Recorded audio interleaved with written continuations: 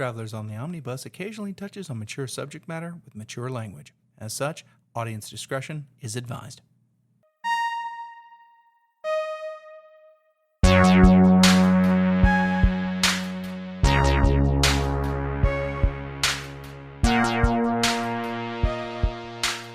Welcome back to Travelers on the Omnibus, a field trip through nerd and pop culture. This episode is sponsored by the hit 2025 horror movie Haunted House of Pancakes. Trapped inside a nightmarish diner on Halloween night, a waiter and a university student must fight back against bloodthirsty food out for revenge. Will they escape the clutches of the Haunted House of Pancakes or fall victim to the food apocalypse? My name is Brady Davis.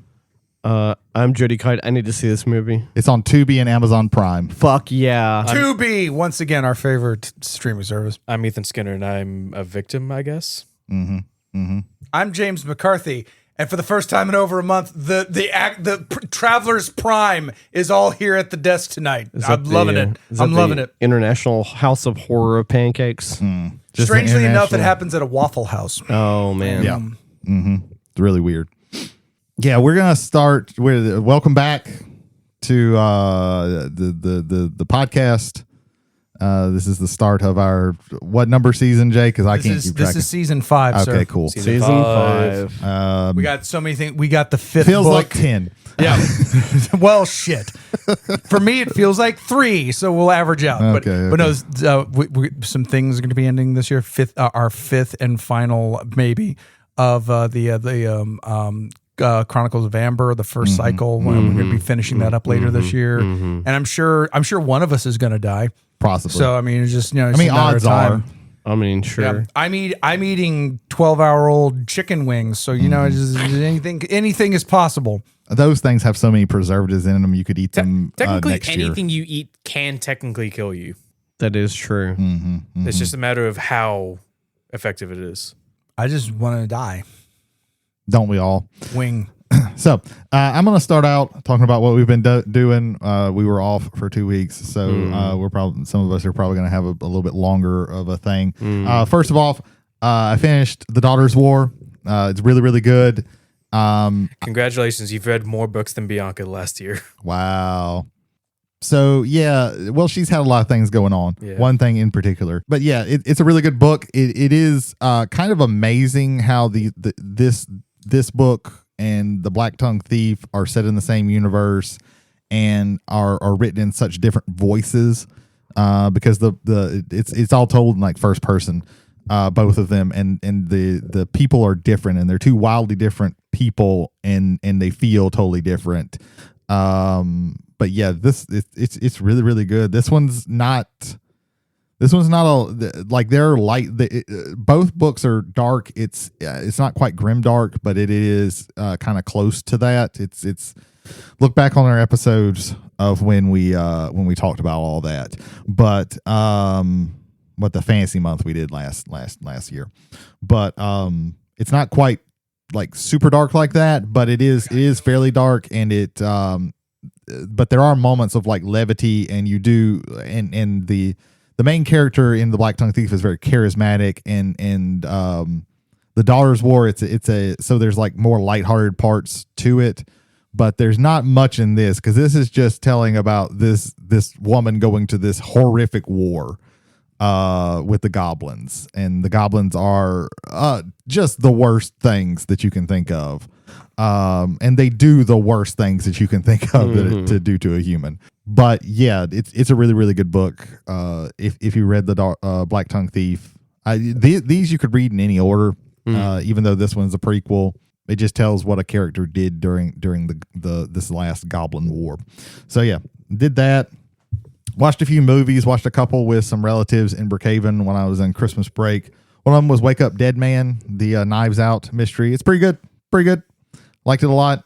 It's probably the second best one. I think Knives Out 1 is still the best one. This one's still pretty good. I'm Ryan Johnson. It looks like everybody has a ball making these, and they're fun to watch, and all the characters are fun, and the mystery is interesting. I was able to like suss out a little bit more in this. I didn't quite get everything, but I was able to like see, oh, okay, that's going to come up later, and oh, that's going to come up later. How but would it you? didn't. Oh, my apologies. Well, no, what's up? How would you rank it against Glass Onion? Like I was about to better, ask the same worse? thing. It's about the the second same? best one. Yeah. Okay, It's gotcha. it's a little bit better than Glass Onion. Oh, okay. But all three of them I have enjoyed. So if you like mysteries, I think it's a really good one. Yeah. Then I watched. So we watched that. Every year we also watch It's a Wonderful Life.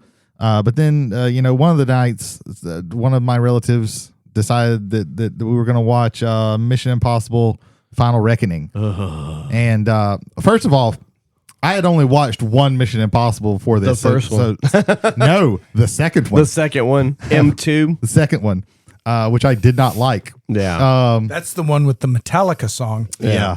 I had the soundtrack. The soundtrack's very good. But yeah, so take everything that I say with a grain of salt because I haven't watched any of these other ones. I just know like bits and pieces of them through cultural osmosis. Man, that's a dog shit movie. God, it sucks so much. Like it's boring. Like none of the stunts are very impressive because it's all stuff that you have seen before in these movies. Right. And the one that is kind of interesting is very CGI heavy. Really just because of like what they were doing, you couldn't do. There's a thing in a sunken submarine. You couldn't do that in real life because that probably would have killed Tom Cruise. But it's also like very confusing. Like you can't, like I didn't understand anything of what was happening. Right. So, but it also spends like a whole lot of time of just people like explaining things to each other. Exposition, and somehow it makes it more confusing, more and then they're convoluted. constantly like referring back to stuff in other movies, and then cutting in clips from those old movies because they think that you're too stupid to fucking just remember those things that they're talking about. Right. I had to watch like a person would come on screen and then it would cut to Mission Impossible 1 where it showed this motherfucker and it's like, Jesus Christ. This is, man, it was, oh man, I did not like that movie. The best thing that ever came out of Mission Impossible franchise was when they were like filming the second one.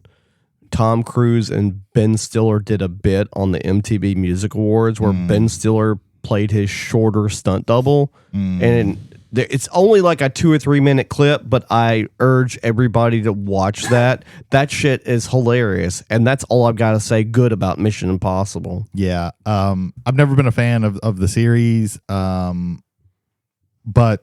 from what I've heard, like most of the movies are pretty solid, and it always has felt like the movies you could have just watched, like you could just pick one of them, Right. and just watch it, and you pretty much get it because it's just like it's basically like a different mission. And this one felt like you had to watch the one before it, but then you'd probably also still be confused, and then you had to kind of really I don't know if you even needed to watch all the other ones because they're just going to show you the clips that you need to know that like.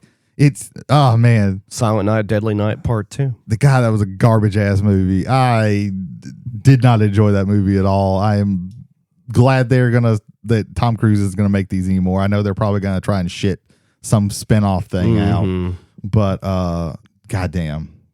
So yeah, that's that one.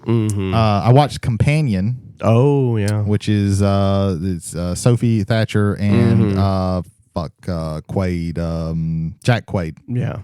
Really, really good. I don't want to talk too much about it.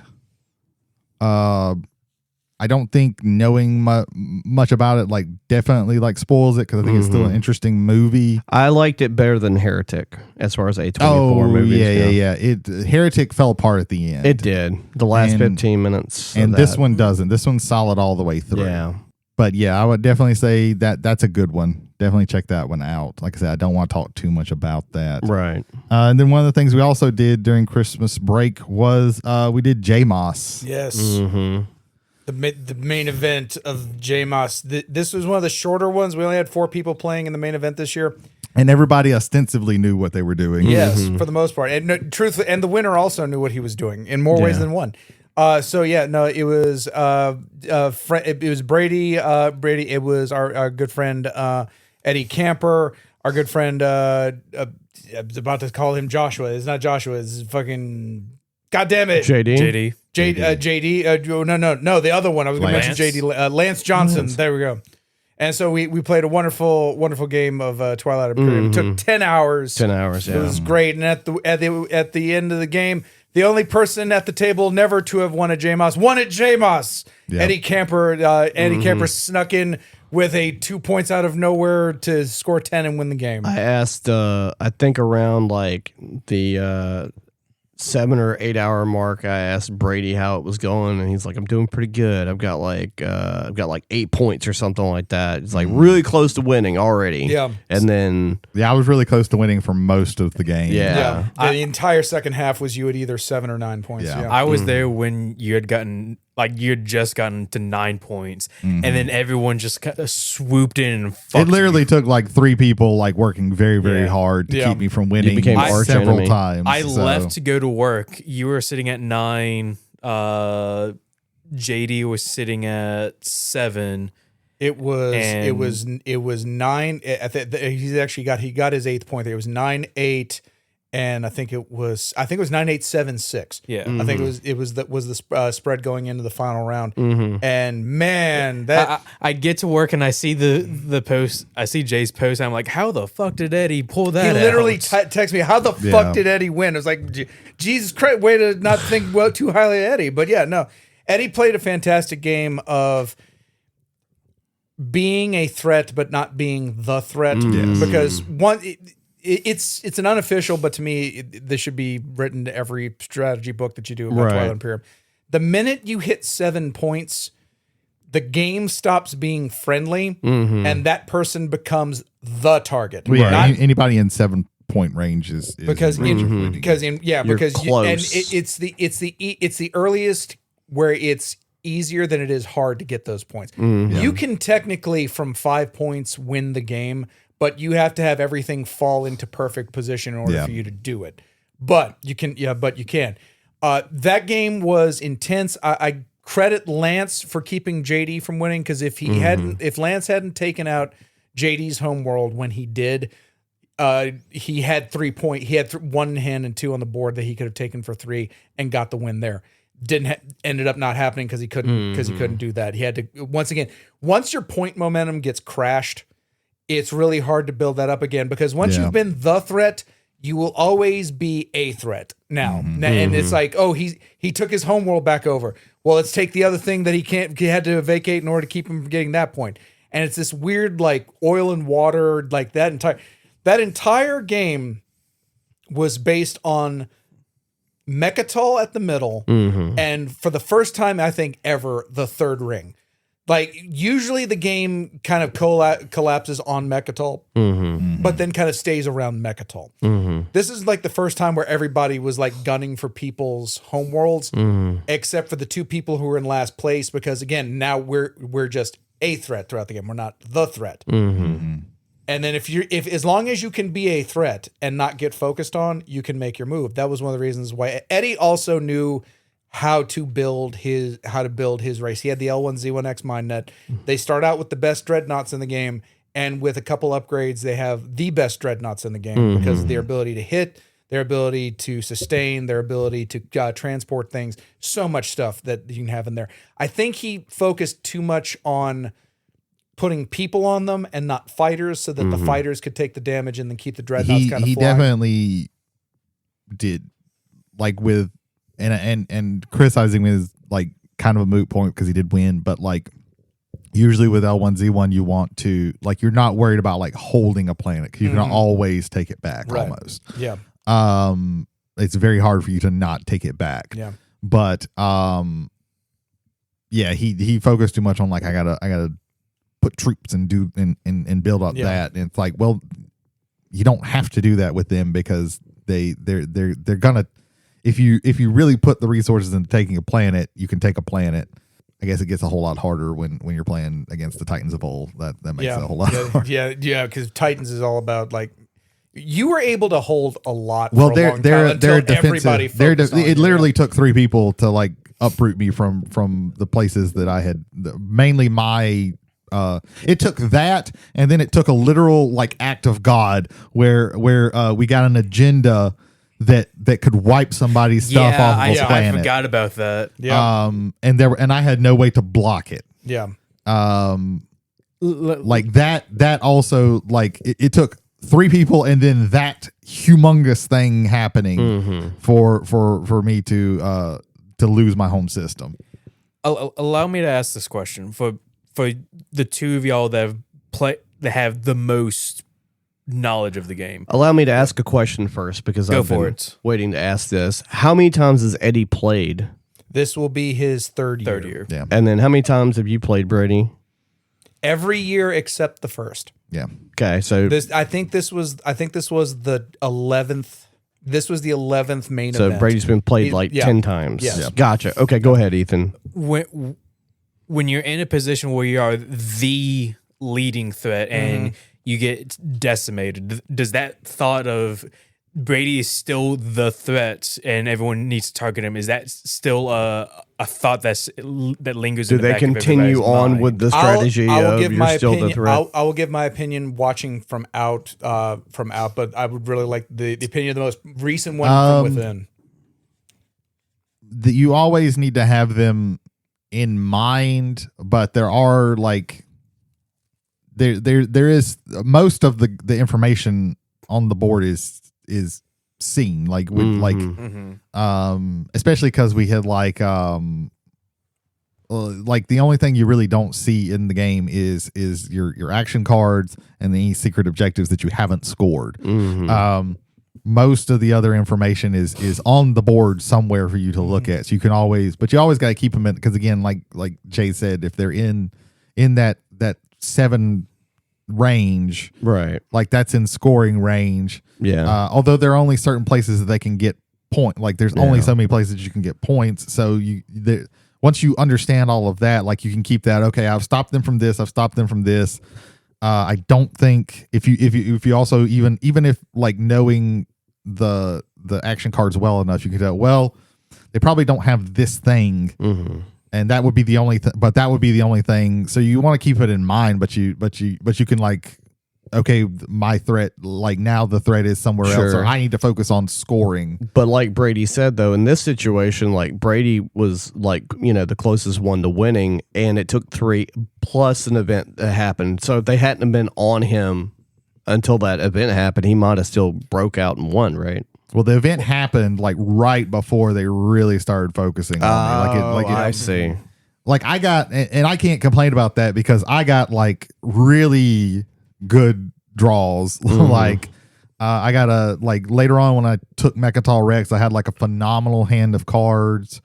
I got like I think all 3 of my secret objectives were like perfect for what I wanted to do. That was the most secret in a 4-player game. Yeah, that was the most secret objectives I've seen scored, because 3 players had all 3 of their scores. Yeah.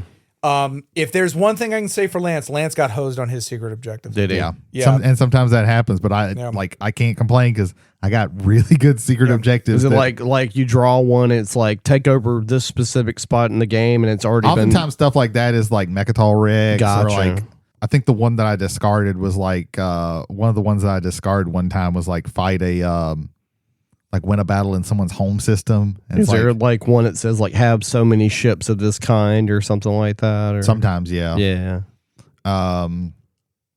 But yeah, I got one that was like, oh, have a planet that has this much production on it. It's like, oh, well, that's super easy. Right. Because I have a high resource planet, home system, and then my things that I can put down have production, so I just have to get 2 of them on my home it's like planet. getting that like late ticket to ride ticket that almost matches up to what you already have, or completely matches and then up. the other one just take it was and like have like 12 influence worth of planets, and it's like, oh, well, that's what I was going for anyway. Like I was able to like put my slice almost perfectly because that faction wants a high influence slice. They don't care as much about resources, right? So like I had tons and tons of influence the whole time. Like I was able to like constantly get at least 3 command tokens every time one was flipped. That's what I like about four players is that all of the cards are in play. There's never not going to be something in play. Right. I think the only there was only like 2 times where I kind of fucked up. There was one time where I should have taken 1 and the leadership, and I took 7, which was technology, because I wanted to. I got greedy with that because I wanted to go on ahead and get 2 technology so I could do the thing that has me score 2 points. But then his homeworld got taken, so now I can't get the 2 points because it's a public objective, and you have to control all of the planets in your home system. That one he didn't actually he wasn't actually able to take my home system. He didn't bring enough stuff in. That's right. He didn't bring enough troops. Yeah. So I was able to actually stop him and then build stuff. Because that's when Eddie. Because Eddie he never took my system. Yeah. It was Lance that took my system. Yeah. After taking JD's system. Yeah. Like I've never seen that much happening on the edge of the board. Yeah. Right. The one very close one was 2 years ago, which was the blue table, because we had the red table and blue because we had 2 games going on there. The blue table. This can tie into another point. Kevin Shelton was the winner that year. He was at 3 points, and everybody else, with the exception of one person, was at least at 6 points. So this is once again a matter of he is a threat, but he's not the threat. Right. And everybody else is trying to handle the threat, which I think was Greg on one edge. And it was Greg on one edge. JD and Eddie were just basically just 2 people just battering each other in the head. They both ended up at like 7 points, I think 6 to 7 points apiece. Right. And you had a rookie who almost wiped out another rookie too. Like it would have been the first ever wipeout we've ever had. Right. It's possible. It's never happened, but we almost had it there. Right. And he's sitting at 3 points. He took Imperial. He managed to get Mechatol. Then he flipped Imperial, got the 1 from Mechatol. He got a public for 2. He got he got one of the open 2-stage publics for 2. Then when it came to think, he was able to score another 2 and a secret for he went from 3 to 9 in a turn. Oh shit. And then by that time it was too late for anybody to get to his home world. Right. He was able to take Imperial again. He lost Mechatol, but he just flips over and plays for a 1-point objective, wins the game. Damn. And it was just absolutely. Oh no! He played for a secret that he had. Yeah. No. He played for a public. Sure. He did the secret on the other. That's what he did. Okay. Yeah. Like just an absolutely fantastic. He tried doing that again the next year, and it almost worked. Except people were too far ahead. Yeah. And that other person was able just to kind of. It walk just kind of across the lined line. up that way for that game. Yeah, but it's one of the better plays because it was a slow, steady build-up play, and then by the time everybody realized that It was he's at over. 9, we can't do enough to get it. Like JT, our friend JT, who played in the game that year, he was trying to come over there. He didn't have enough, and he was way too far away. Yeah. And it would have been there was a level of epicness that could have been nice, but Sure. that one had the climax end of the. Basically, it was the bang, and then it was the 30 minutes of we beat Sauron. Yeah. Like it's like there's no tension there, but Yeah. it's yeah. Still But no. sounds cool. Oh Yeah. yeah, no, it's I recommend anyone with any kind of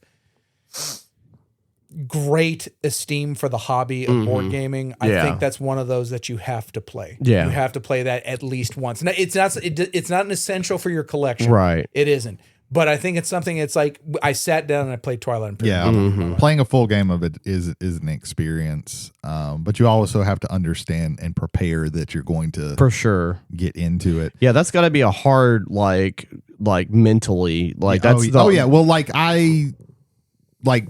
Eddie had the win because he had the technologies and nobody paid attention. The other 2 people were on the other side of the table, so they didn't pay attention to it. Yeah. I was mentally fried and Yeah. I was focused on winning. Right. Like there was a moment where Eddie was doing something and he said, I got to make sure that you can't get, because I was on like Mechatol, that you can't get to my home system and take it. And I literally said, like, why would I take your home system? How does that score me a point? Yeah. And he kind of looked, and I didn't put 2 and 2 together that he has the win. Yeah. Gotcha. But I don't think I really could have gotten there when he won anyway, because I think he got those. he got those technologies the turn that he won. Yeah, but you, on that turn, you took Mechatol back. Mm-hmm. Eddie came in, couldn't finish it. Like, that was another thing that, like, in the back of my head, I'm like, all the other players at the table are like, hey, Eddie, go attack Brady. Hey, Eddie, go attack Brady. Hey, Eddie, go attack Brady. And then he would get most of the way, but not finish it. And then they would come in and clean up and get the spoils of it. And it's like, I have a little bit of a problem with that, but okay. But Politics. yeah, but The game's political. There were several times the where game's he political. Yeah. where he brought in like way too few people to actually take the planet. Yeah. Because I had built up so much. But yeah, yeah, that was the only time I should have like seen that, but I don't really think that I could have done too much because I couldn't. None of my other ships could have gotten over there. One, if you tried to stop, I think you could have stopped him, but then you don't get Mechatol, and then you don't get your 10 points because you still have your home system. And that also was the turn where Lance popped diplomacy on your own home system, which he controlled, so you could not take it back because you couldn't activate on it. So you had to go for Mechatol. Yeah, which was, I think, an easier target, and you were able to take it. But then it's also right in the middle of the board; everybody can attack it. Yeah. So there's again, like the oil and water of that was just amazing to watch, and it's a matter of slow, steady build up, and then when you have your chance, you take your chance. It was also because we had 4 people knowing what to do. We didn't have anybody basically being taken advantage of because they were a new player. Which is always frustrating for me, happens. And I mean, it's part of the game, but, we've had some people come from the rookie position to win the game. Like Jose won 2 years ago on the red table. Well, specifically, I'm talking about the last game, and then there was, and that was also like somebody thinking that they were going to take advantage. That was also like a miscalculation on another person's part when Jose won, because he miscalculated what he was going to do. Yeah. But he thought he was going to take advantage of a rookie player and then didn't. Yeah. The year that Dylan played, I know there was some type of play that he made that basically swung Lance in like heavy favor of winning. So that was the one he's referencing, and I'll go a little bit further into that. The game is always political. If there was a level of, for lack of a better term, it didn't reach this level of it, but I can't think of a better term. There's a level of mistreatment of him as a rookie of the game where everybody was kind of shitting on him a little bit or a lot. And what that means, the person who's not shitting on me, hey, this sounds like a good deal. And so he took advantage of that, which was Lance, who won, I guess, 2 years ago now. And he took advantage of that there. There's always something to be said that there is a level of Twilight that is not played on the hexes. It's played amongst the people that are sitting around the table.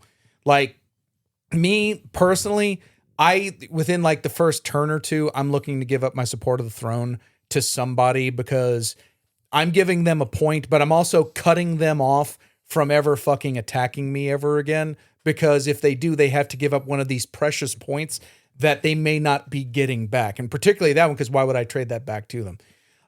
There's a level of the game that happens with your personality and your mouth that does not happen in a lot of these bigger war games. And I'm really a big fan of that. The only thing I can maybe possibly compare that to, well, one, I can absolutely compare it to diplomacy, except that you don't even have to have that board. It's all what you can talk out amongst the people that are playing the game. And then to a lesser extent, Western and Eastern empires, and then combined together for mega empires, where you have this game that they say on the box can still be played in a full calendar day. Yeah, if you start at midnight and it ends at 11:59 p.m. Yeah, you could do that. But there's a lot of that. It's like, okay, this is what I'm doing. This is what I'm doing. If you go north, I'll go south, and we will never interact and have any problems with one another. And you hope that holds up until the very end. You have certain assurances in Twilight baked into the game with promissory notes and things like that where, okay, you cannot attack me, or if you attack, I'm giving you a point, and if you attack me, you lose that point. There's a lot of other stuff that's kind of baked in there that I think engaged in early can really help you set up boundaries that aren't existent on the board. They're existent between players, and then it's codified in the board with the systems that come through that. It's the best to me. It's the best at doing it. I would love to hear from anyone else, passengers. If you have any kind of opinions on that, please let us know. We'll give you the feedback addresses here in a little bit. But yeah. Well, Jesus, I've talked a long time. That's me. Jody, what you been up to? A couple of things actually. The first thing I'm going to talk about, we're going to probably end up having a censor. So New Year's Eve at work. All right, so you can keep that in. It's fine. Censored. I work for a nonprofit. You're in the field of something similar. So Censored. So friend of mine at work's blowing up balloons. Censored. what a strange job with strange hours. Yeah. Censored. Okay, cut all of that. All right. So anyway, That was just 3 minutes we can't get back. it's been great to get back on the microphone, guys. So what I've really been doing. Ethan isn't even looking at you. No, what? Yeah. What? I'm an old man. Oh my God. I'm an old man that has really weird, awkward humor. All right. So anyway, moving on. Humor is a strong word. It's It's not even funny, ironically. No. That's why you're laughing. Anyway, I've been listening to some new stuff. Rock and roll music is actually making a comeback. Oh, the Devil's music. The Devil's music. There's a really cool indie rock band called Girl Tones. It's two sisters. It's really hard to tell you exactly what they sound like without actually listening to them, because it's just like the current indie pop kind of dreamy kind of guitar solos and vocals and things like that. Sort of like I'd say like if I want to get into terminology, it'd be like some sort of like, not Sonic Youth, but Sonic garage rock kind of indie pop kind of stuff. I dig it. I like it, but I like indie trash. So, along with a bunch of other stuff. So it's more rock than like a Heim. It's kind of like it's like I said, it's very like slower paced, but it's it's got like the I'd say like the closest thing I could go as far as like trying to explain the soundscapes to it would be like like bubblegum pop from the late 60s, Okay. but way better. So I've been listening to a lot of stuff in that sort of like category, outside of listening to season 2's soundtrack for Has Been Hotel. I've been listening to that a lot. That the season 2 has actually grown on me quite a bit. I actually like it a lot as a whole. So it's really cool stuff there. There's this show. It's on Netflix. It's called Badly in Love. So it's a reality. It's Japanese though, so it's better. Oh, so it's okay. Yeah, it's a reality dating show where they take 10 former. Now Brady can't look at you. Like these are like juvenile delinquents, so former juvenile delinquents that are now in their is this Battle Royale? No. And they're in their early 20s, and so basically they're trying to get these 20 somethings that have had a hard time trying to get back into society. And it's so funny because these shows, both the Korean and the Japanese shows, they'll have these hosts reacting to what's happening so the audience can kind of like understand what's going on, because they also think the audience is stupid. And so at first that shit annoyed me, but I got used to it. And I was like, they would just say obvious things or whatever. But all these, and I'm going to call them characters, because even though they're not actors, because this shit is wild. It is not scripted at all. Because they're supposed to be thugs or former thugs. Most of them have really terrible nicknames. Like this one girl went by the name Baby. This other guy went by the name Milk, because he drinks milk, but he's a tough guy kind of thing. So, check it out if you like reality trash television on Netflix. The show I really want to talk about Hold on. Yeah. Jay, cut this. Censored. Okay, and we're back. No, we're not. No, we're back. Now you can't look at Brady. I can't. This is the no eye contact version of Travelers on the that Omnibus. shit was funny. I like that. That shit was funny. Also Censored. but funny. All right. Now we're back. Now we're back. All right. So. Oh, thank God. I forgot. Wait a minute. Wait. Hold on. broke him. Hold I on. broke There we Ethan. go. Now he can't look at any of us. And that sound is a very good indicator of how I felt about the ending of Stranger Things. Man, I could not care less about this show anymore. Sure, that's fair. That's Everybody's fair. talking about it. I was like, man, I do not. I am Fuck them surprised. kids. Okay, so even though they're not kids anymore, they're adults. so One of them has a baby. One of them has a baby and is married. Yeah. to John Bon Jovi's yeah, son. yeah. Who I didn't realize It's his Winona- last name it's is Winona- Bon Jovi. No, it's no. No, it's not. No, it's not. That is no. It's not That Millie is a Bobby no. Brown. She's married to an old dude. No, No, that's Millie no, Bobby is Brown. it- is yeah, it? she's Okay. married to John Bon Jovi's son. Yeah. Yeah. We established that 10 seconds yeah. ago. I wasn't And then- paying attention. And then clearly. That's fair. That's fair. So spoilers. I'm gonna give in some mild spoilers. Actually, I'm gonna spoil the whole show. So mild spoilers. Some mild spoilers. Ethan, have you seen the show? Do you care? No, I really don't care. Okay. Good, because I'm gonna say it anyway. So the thing about it is that they split it into two halves, and then the finale was like a standalone because it was a fucking movie. It was 2 hours long. So they ended the first half on episode 4 of season 5 with the Will character like basically just killing like a bunch of demogorgons. Like he tapped into Vegna's ability because they share some weird psychic bond or something, and it was pretty badass. It was really cool, and so they fumble through the next 4 episodes just fucking like there's so many characters now. Like most of them are placeholders. They ignore a lot of things that were like important. Like there was no payoffs for anything from previous seasons really, except for the end. There was a lot of really weird choices.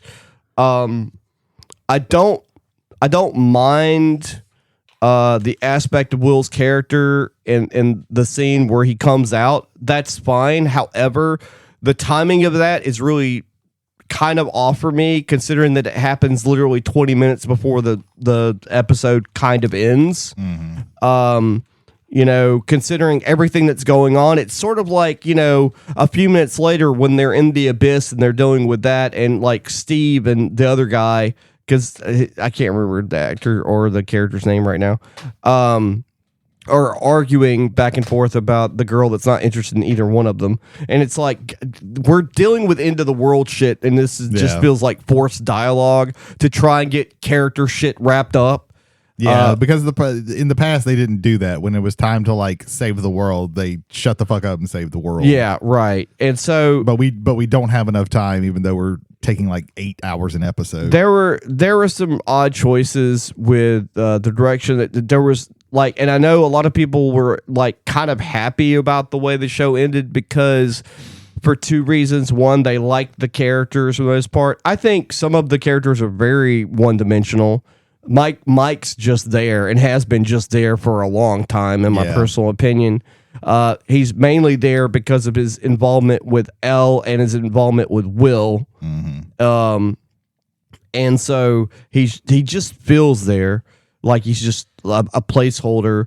Winona Ryder's character has almost no point in being involved in anything anymore, except for my son. Something's wrong with my son. She's been doing that for 5 seasons. And so like, well, then in the what was it, the 3rd season, she was just like, where's my mustache daddy? Right. Because the previous interest I had died. The look he like looked up from his A lot of people were happy with the fact they liked that was the face of disassociation. they liked the characters, but also it did buck a trend. There was no ultimate sacrifice. No one really died except for maybe a character. No, it's up to you to decide. That's what the people who made the show and wrote everything said. We had you get to decide. We had an Inception ending. The top is still spinning. Is he in a dream? No one will know. No, the point of Inception is that he doesn't care that the Right. top Right. stops. Everybody who's been arguing about that, it doesn't fucking matter because he walks away from the top. That's the most important thing. Right. You're welcome. Yeah. But yeah, it's alluded to that one of the main characters, L, may or may not have died. There were some emotional scenes that were pretty moving. They had one final D&D session where that's alluded to that she may have made it out, and they're putting the books up, and they're starting they're kind of crying about the whole situation, and they're moving on and things like that. I think I need to bring up, we are recording this on January the 7th, which is supposedly the day when the secret actual final episode of Stranger Things airs on Netflix. That says a lot when people dislike your ending so much that they think that there's a secret episode coming out. I heard that story, and I think they literally just took out everything that was Sherlock and just put strange and just retyped essays about it. It's like, because it was the same thing when Sherlock ended, and it ended poorly because Stephen Moffat's a terrible writer, but in series, one-offs he's very good. But when the season ended the way it did, there's like, wait a minute, they've been trying to tell us that there's a secret 4th episode all along, and it's going to be coming out next week. Oh my god! And it didn't, and it never did. Yeah. Yeah. Sometimes things end poorly. It's fine. It's fine. It's not most things in most TV shows end poorly. Yeah. Some people were comparing it to Game of Thrones. I don't agree with that. I don't think it was like the worst thing ever. There were just choices that I wish they would have made differently. And I know a lot of people feel about that about a lot of shows. But yeah, it definitely. From what I've heard, this one wasn't. It was, some things were rushed in it, but I don't think the story that they want to tell was rushed. Well, it's kind of nutty because, for one thing, again, a lot of people were happy because they liked the characters, but another reason is they bucked the trope of the final sacrifice kind of thing. I mean, I guess you could say that was a deal, but there wasn't one of the other main characters. There was no sacrifice for any sort of and they didn't have to. Or whatever. There were choices that were weird. For example, when that happens, L quote unquote goes away, maybe permanently, may not, but the military force is still there with all these people. Nancy shot 20 military dudes during this episode, and they're like, you know what? Wash our hands of it. Bye, everybody. And it's that's very convenient, don't you think? I thought it'd been really cool if during the Vecna fight, they were able to make it out, but Vecna wasn't completely dead, but they were going to sever the ties between the worlds. And Steve and Dustin were stuck there on the planet, and a spaceship shows up, and then Stranger Things in space, but only with these two guys, a buddy cop thing, but in space. I thought that would be a cool idea, but they didn't do that. They decided to go with the everybody graduates and the Dustin gives his graduation speech, basically flipping off the principal and saying Hellfire Club rules, let's go party, and then they played D&D. And they have those really, really sad discussion between the two girls, Steve and the other guy, on top of the radio tower, and they're talking about I'm going to be going here for college and I'm going to do this. And it's I don't really care about any of this. None of this really matters. I'm glad they finally graduated college. They were high school. They were all 26. They were very old. Will looked older than the oldest kids that were there, including Steve Harrington. Which is insane, but people have different states of growth, I guess. Yeah, I mean, it's whatever. I'm never gonna watch the show again. I think again, most people think, the first season was the best season, and season 2 was all right, and then after that, it was I watched it because I have Netflix. That was, and it was one of the main reasons to watch and have It's just the how long it took for everything to come out was Was pretty bad. Like you really, it's, and I think pretty much every show that has children as its main cast is going to have this problem from now on because it takes so long for these shows to come out because they spend ungodly amounts of money on them, and it takes them like 2 years to get the money together and finally shoot the show and do all the visuals and all this shit. Right. So they can't knock out a show quickly like they used. Well, they can't also could. like after like season 1 to season 2, some of the actors were getting work elsewhere, so they had to like wait for people to be free. Well, some of that was that, but some of that is also okay. We're not shooting this for another 2 years. Yeah, let me get some work in between. Like that's what a lot that's true too. What they really, I mean, honestly, what they should have done is at least for season 4 and 5. Apparently, like season 5 took them like almost a year to shoot. Yeah. Which is why they probably wouldn't have done what I was going to suggest, which is like Back to the Future 2 and 3, shoot both seasons together. Now. That's a lot, but I mean, it would have been, maybe it would have been better. Maybe it wouldn't have because I just think like any show that we get nowadays that's got a bunch of kids in it. It's just like you're gonna see them one season and then the next season you're gonna be like, Jesus Christ, that's a fucking adult. Well, I mean, hell, look at Euphoria. Like we're getting a season 3, like what, 6 years, 5 or 6 years after the second season. Yeah, they can't be high schoolers anymore. Yeah, I think there's gonna be a time jump with that one. Also for Stranger Things, I mean, like some shows start with they're already sort of teenagers. But the thing about Euphoria is they were all like high school. That's what I was about to say. They were like juniors and seniors. They weren't 10 years old. Playing but they were all like 20 years. They weren't 10 years old, which is there were no prepubescent children in that show. Right. All the kids were like around 10. Yeah. So and grew up doing this show. That was like their main thing. Well, it's just like my daughter was watching that Percy Jackson show, and the kid's like 13 in the first season, and then the second season, he definitely hit puberty. Yeah. He looks a lot, right. And it's weird. Like it's weird when you go from one season to the next season. Right. Like they either need to like put that in, like take that into account, or shoot the goddamn show. Like don't spend $100 billion on this shit, right? So that you have to take 2 years in between, or just like stop doing fucking like I know these kids are gonna look weird in this next season of Avatar, probably the live action one. It's just like stop fucking either stop putting kids in these things or like actually like go back to the way it used to be where you would shoot them pretty like. Just have a few months off and then we'd go back to shooting because it's a whole. And even stranger, they're having a limited animated series based off of in between seasons 1 and 2. Oh yeah, we gotta milk the shit out of this. Yeah. There's gonna be like 3 other spinoffs that we're gonna do. The spinoff is gonna be called Even Stranger Things. Probably. Well, it's like something of 80. It's like Summer of 85 or something like that. Yeah, it's like an animated thing. But they're also doing a thing of the guy who's Vecna. About stuff that happens with him. Oh yeah, a prequel for Henry. Prequel stuff. Yeah. The Summer of 85 is supposed to be like the in-between story between seasons 1 and 2. Right. Yeah. Mm-hmm. So, yeah. Yay. That's me. I'm done. Ethan, what you been up to?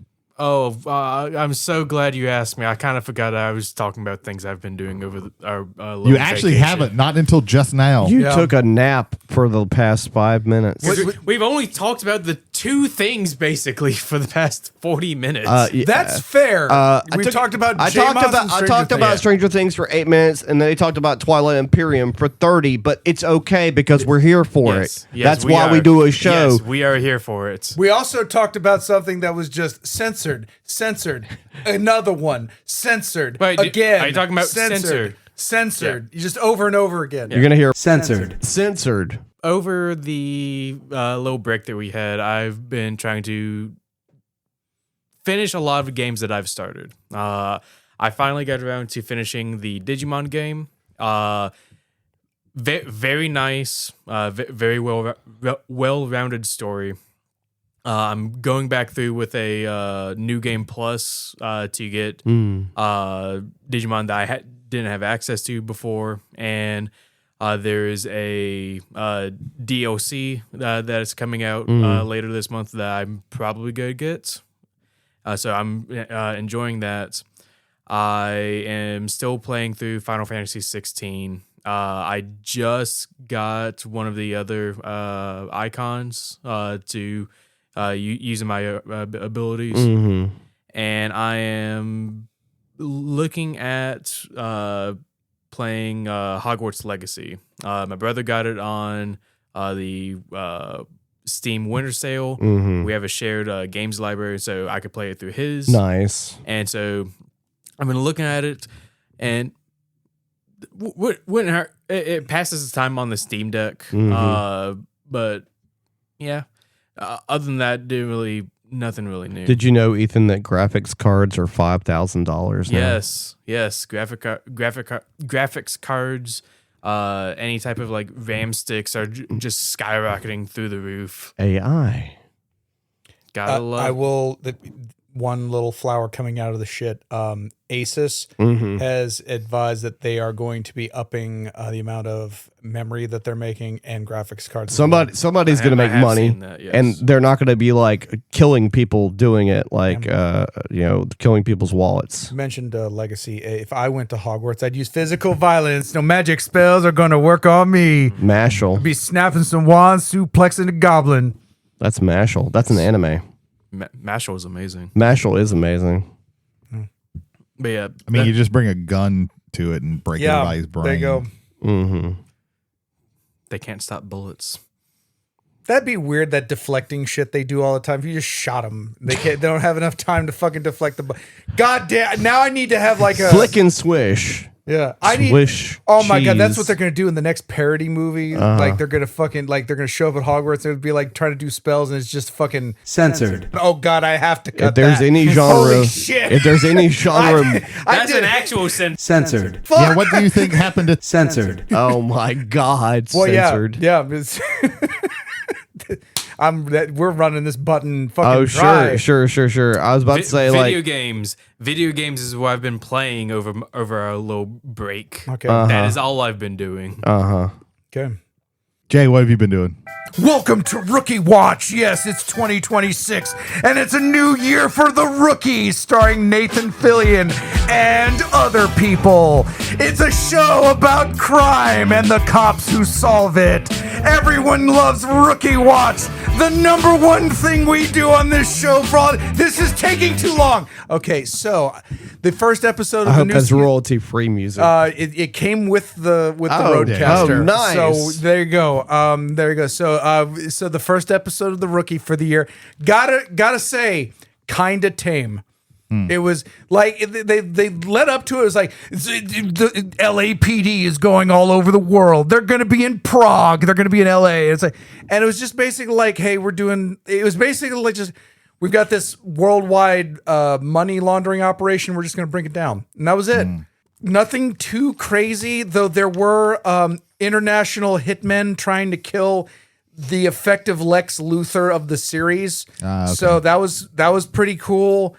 And Are you telling me no one tried to blow up the pyramids in Egypt? no one tried to blow up the pyramids in Egypt Damn. yet. No, that was an episode of 911.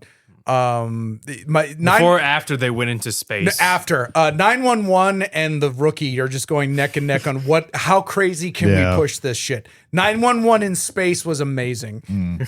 They had people they had firefighters in space stopping people from bleeding to death. That's everything I said was real. Everything was great. Firefighters and the police. And so that's Rookie Watch for this week, and with more to come. Isn't there like a serial killer on the Rookie that is like kills like anybody, and she's so bad that like other serial killers are like scared of her? Or am I thinking but of she got killed. Oh, okay. Yeah, she got killed about 3 seasons ago. Oh, okay. Yeah, so now they have a Lex Luthor type. okay. Only she's a lady, and so they try. Bex Luthor. Alexis Luthor. Yeah. Oh my God. If Rebecca Quinn had been playing this, it would have been great. They would have been Bex Luthor. That would have been great. So there. But that's me. Okay. We got any feedback? Yes, Jody Kite will now present his mini omnis. All right, so the best horror movie of 2025 in my personal opinion, was The Substance. I think Came out in 2024. I mean, if you watched it first, Yeah, in but if 2020, I Yeah, watched it that in works, 2020. that works. Didn't it? Didn't it win an award last year? No. well, yeah, Yes, I mean, it got yes, nominated and for the Oscars, but that was for the year before. Weapons is the best horror movie of 2025. I mean, if you want to put it on your list, I wasn't going to Yeah. say anything. But I was just going to mention that. yeah. Did you like the part where Margaret Qualley burst out of Demi Moore? That was great. I liked that as much as I liked when something else busted out of her as well. So you know, you got What about the shrimp scene that was gross, but not even anywhere near in as a gross. movie where people are bursting out of other people? The shrimp scene. No, I'm is sorry. The shrimp disgusting scene was It one was of the most gross, but it disgusting wasn't things. as gross as some of the other shit that Is it happened. just- later. no, it Is was- it the shrimp or is it just Dennis Quaid? Both. Both. Yeah, contextually, Dennis Oh Quaid my has to be added to God. I've shrimp. seen clips of Reagan. Yes, both. Gotta love a pretty girl that smiles. Yeah, Weapons and Substance were like fucking phenomenal movies. So like TV shows, I don't know, probably Has Been Hotel season 2. Nice one. Very nice. That one's really, really good. Music, they've been around for about 2 or 3 years, but yeah, I already mentioned the Girl Tones. very nice, I very discovered them a couple weeks ago, so I'm going to throw that in there. I thought you were going to say music has been around for like 2 or 3 years. It has. Just 2 or 3 years. I'm trying to like what else? What else? did you- Gaming. Gaming. So it really Analog and video. what's that? Analog and video or both. You can combine it into one category. All right. Cool. So yeah, video games. I mean, I've been stuck on like fucking. I play nothing but roguelikes, which I'm getting nowhere. Because you know the games don't end for the most part. So I've been playing. I've still been playing. Like Balatro came out like 2 or 3 years ago though, so I can't really say Balatro. Same thing for Binding of Isaac. Yeah, I think. Well, I know with mine, like sometimes I will like for movies, I usually watch enough like new movies that come out this year that I can do like only came out this year. But for other things like books, for me, like I don't read. I usually wait until a book comes into soft cover before I read it. I guess I can say like for books or graphic novels, I'd say like On Mars, which was that Kickstarter I showed all you guys. That Moby-ish. Yeah, very, Mobius-ish. very, very close to Mobius, which you know we all love Mobius's artwork, and so that's some cool shit there. I started collecting Gundams in 2025, Gundam models. I haven't built any, but I started collecting them quite a bit. So that's been fun, but that's not really award worthy kind of thing. Jody's got a pile of shame. I do have a pile of shame. I think we mentioned that in our pile of shame. I have a pile of shame. I have a pile of book shame as well. I have so many fucking books I haven't read. Some of them are graphic novels as well. I was watching a British presenter who does hobby stuff. It wasn't rogue hobbies, but they were getting into Gundam, and they keep calling clippers nippers, and I keep hearing nipples, and it confuses the shit out of me. Nippers. I have to use my nipples on these Gundam. It's like that's way more of a Yes, that's you're less good- of a you're- hobby and more of a fetish. My You're going to favorite. place the nipples on the Gundam model, like so. Do that Oh, again. we're doing G Gundam. Do that again, but with a Gundam British wing. accent. No. Okay, that is an answer. Because he can't. Yeah, Ethan can't do accents. What's wrong with you? Yeah. So I'm waiting for him to just like burst he- out. with he's one. not going to do it. So my favorite eatery of 2025 was Emmy's, which does the mochi dogs and the mochi donuts. Oh, yeah, Those very nice. fucking fantastic kind of shit there. Those ones over in D'Iberville, right? Yeah. Yeah, I gotta get over there They're eventually. fucking great. Expensive, but great. I'm trying to wrap my brain around what else that I was exposed to that I liked a lot in 2025, and probably so here's one for here's one for me because I'm talking. So the best Love is Blind iteration is Love is Blind Italy. People actually got married, which doesn't happen on that show hardly at all anymore for the American version. And you could tell it wasn't scripted, which, you know, you don't get that also with the American version. Feels I feel the cringe pouring out of but everyone. to confirm, we now have an Omni Award for best version of Love is Blind. It could be worse. It could have been the Omni Award for best version of Down with Love. No, I'm not watching that. I'm never watching that. You know, one. they included that in the year-end I'm sure Netflix stuff. Right? I'm That sure they blew my did. mind. I can't do it. I can't do that one. Love on the Spectrum. They handled that one really well. I can't see how they would handle the other one. I just can't. But am I missing anything? Is there any other awards you guys did that I can't think of at the I moment? mean, it's all used what you want to Yes, do. whatever you want to talk whatever about. I To be wanna talk honest, we about. probably should have mentioned this to you before, like right before so you could have thought about it. I probably still would have like been trailing. But yeah, I guess that's probably it. Like I can't really, like I haven't really been playing any new video games, so I can't really talk about new video games or newish video games for the most part. Because I still haven't played Ball Pit yet. But I mean, I could, but I haven't because I'm still stuck on the same 4 or 5 roguelites in Fortnite. Oh yeah, so Fortnite, real quick, guys, listen. Okay, we're listening. We need. This is for the audience. We need. Those of you who weren't He's done listening, talking to us. We need. listen.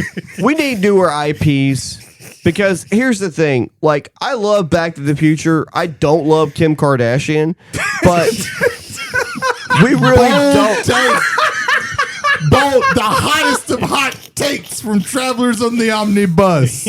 Jody loves Back to the Future, hates Kim Kardashian. But both of those in the things. year of our Lord 2026, the hottest of hot takes. But I hated Pet Rocks and ET. Both of those things are in Fortnite right now.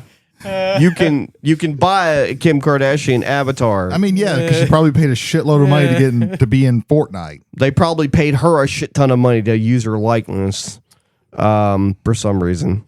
I don't know why you would want I like that if you find the DeLorean, if you get it up to 88 miles per hour, it like goes through time and you get a loot box. Yeah, that's pretty cool. I like that. It is pretty rad. However, if someone does it before you don't get to do that. But on the other side, there's 8 DeLoreans on the map every game, so you have a chance.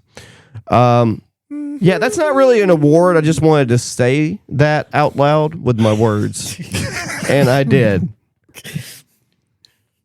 So there we go. But isn't it great to have me back on the mic? But the 3 of us couldn't listen to it. He was only talking to the passengers. Yeah, No. we don't get none. I'm ignorant to what I he plugged said. my ears with wax, like Odysseus listening to the sirens. Speaking of Odysseus, No. He did. He plugged everyone else's ears with Yeah, wax yeah. because he had to hear what they were saying. Hey, shut up! That's the smarmiest version of that I've ever heard. It's like I feel like you just took me to a motel. Like what the fuck? we got Christopher Nolan can put everybody in the wrong armors, then I can say the wrong things that happened in the story. I That's can't wait fair, to that's talk fair. about that later. I'm looking forward to it. Spoilers for this episode later on. Speaking of spoilers for later on, we need to get to later on. It's like Jay, fucking. where can they find us? Thank you, ladies and gentlemen, for being passengers on the bus this week. If you'd like to leave feedback on this or any of our previous episodes, we are available at the email travelersontheomnibus@gmail.com. Again, that is travelers, 1L on the omnibus at gmail.com. Jody, for the first time in forever, where else can they engage with us? Spotify. Take part in any of our polls for this or any previous episodes that still have polls running, and also leave a comment on this or any of our episodes, which you so desire or would like to, which is basically the same thing. Also, ladies and gentlemen, again, thank you for being passengers on the bus. If you would like to share this episode or any of our episodes with anyone who does not listen to podcasts on the same avenues you listen to them on, we're available on Spotify, Apple, Amazon Music, YouTube through our YouTube channel, Travelers on the Omnibus, and iHeartRadio. And we're going to continue this phenomenal energy that we have into the second half There's of the show. three of us are, and one of us is Ethan. That is correct. So for our last episode of last year, we took a look back in for the previous year, and now we'll good Lord, we will be looking forward to the year of 2026, to stuff that we're excited about, and maybe talk about some things that we might want to accomplish, either hobby or pop culture wise in the coming year. I'm not going to call them resolutions, because whenever I say I'm going to do something as a resolution, I never do it. So Yeah, I find that if you never set goals, you don't have to feel like you need to complete them. well, yeah, this is true. That's from Dodgeball. Yeah. So, I guess we could just start with movies. To be honest, this is like most of the stuff that I was looking at. I tried really hard to look at different types of media to see and get excited about it and everything. I was just like, I don't give a shit. So it's mostly movies for me. Does anybody have a movie that they want to talk about? Yes. Okay. Let me get the actors, because I want to make sure I give them credit where credit is due. Tom Holland. Send Help. Has anyone seen this? This one sounds familiar. I want to say I saw Is that the one, like, I think it's Rachel McAdams Yep. is on a Oh, deserted yeah. island Yep, with yep. her boss and Dylan the O'Brien. Yeah. Yeah. Who's And- directing that one? That's somebody. Sam Raimi. That's Sam Raimi. Yeah. Yeah, I saw the trailer for that one. It looked interesting. Yeah, Yeah. the concept is they're on a business trip to another country. He's an and obvious like male douchebag chauvinist douchebag asshole. CEO. Yeah, yeah, And yeah. she's the like Assistant. the secretary that gets Yeah, like yeah. shit on. Right. Plane crashes into the water where she ends up saving him. Right. He's barely able to function, and she's having to provide like shelter, safety, and the entire time, Dylan O'Brien's going like, "Aren't you even gonna try to like make like a signal to like get some help?" She's like, "I'm trying to make sure we survive for now." Right. To the point where she's killing boar on the island, Right. like planting food, and to the point where she's like, "We don't need to leave the island. I Right. can provide for both of us." Right. And she starts getting mentally insane. Well, I mean, it's a reverse power trip situation. Yeah. It looks interesting, and Yeah. I'm excited to see it. I both like and dislike like movies with this kind of like sort of angle, only because like you're not supposed to like what's happening, but the guy's a douchebag. Yeah. So I don't have any feelings for him. So it's like, I'm along for the ride and to see what if they can like turn it. With Sam Raimi. It might actually He- turn out he to might where turn you're it. pretty much supposed to be on her side the entire time. It even when might she be. gets It super might insane. be. It's hard to say. I'm all for it. It looks interesting. Yeah, that one. I haven't seen the trailer for that. Sometimes I'm just like, I just don't want to search out a trailer. But yeah, Sam Raimi. I'm always like that. Always piques my interest. It's really the only time I'm okay with not skipping an ad on YouTube and that's how I saw it. It was just like it was like an ad on YouTube, and when I was watching trying to watch another video, so I let it play out, and that's about the only time. Also, Bruce Campbell's just going to show up somewhere. Maybe. They are gonna. He is gonna figure out a way to get his car in there though. So yeah, does anybody have another one? So I saw the trailer for Supergirl. That looks interesting. Yeah, I am. I'm interested in that one because I do like Millie Alcock. And the story that it's based off of is pretty good.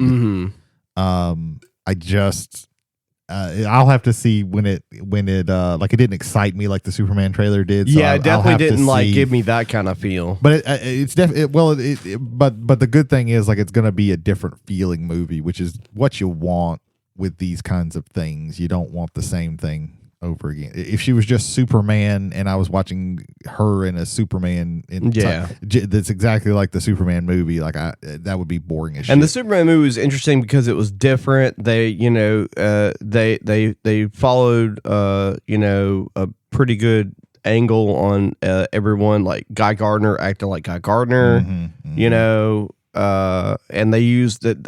I like it when they utilize like as far as the mainstream goes, like unknown superheroes as well, like as part of the ensemble. Yeah. So that was another cool part about that. So and I can't remember the director of this one. He's directed some stuff that's interesting. I can't remember. But yeah, that one I think is probably gonna be good. I'll have to see when it actually comes out if I have the stomach to keep, because like it's got to be something super special for me to watch a superhero movie nowadays. Like I have just the hardest time making myself like Superman was a special thing because I agree. I think the only other one that like keeps my interest is Spider-Man, and that's mainly because of Tom Holland. I didn't think he was going to be in this one because this being his fourth one, even though the way the third one ended, because of how he feels about the whole, is Marvel Studios involved in this one heavily? I would assume so, because that was, I think, a big deal for him. Because he's a big Marvel guy. Yeah. The director for Supergirl is Craig Gillespie. What has he done?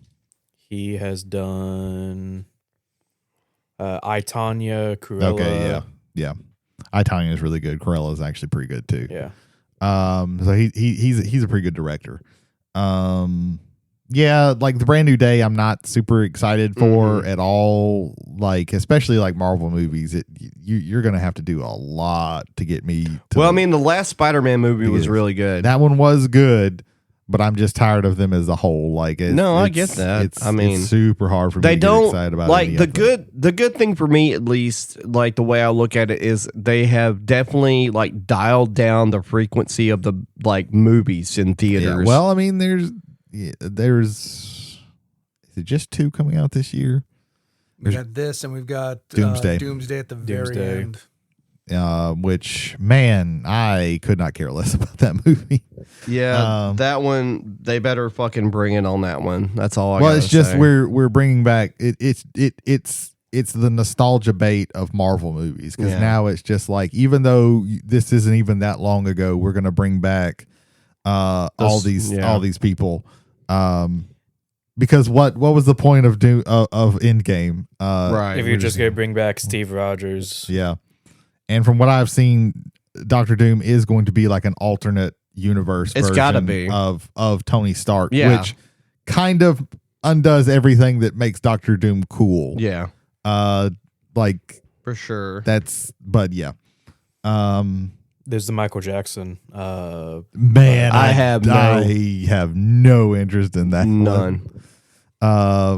Yeah. Like I like Michael Jackson's movies, but if a music biopic especially, you gotta work your ass off. They already did one. Like, it's been a few years, but This Is It was like the last one they did. That was a documentary. This is like a biopic. It's the same people that made Bohemian Rhapsody. Oh, okay. Yeah, that does not make me any more interested in it. Right. Yeah. Bohemian Rhapsody was garbage. Yeah, compared to the Elton John movie was great. Like, the Elton Rocket John Man movie was really good because it did something different. It did it as a jukebox musical, which even that small little thing made it more interesting. more than just enjoyable. telling me you got to do more.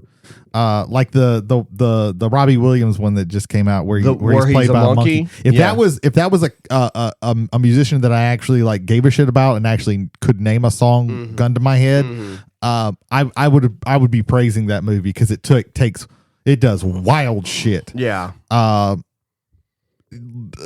Like he ends up like doing this concert and seeing, and everybody turns into a version of himself as a monkey, and he fights all of them to the death. Nice. Like, that's amazing Yeah.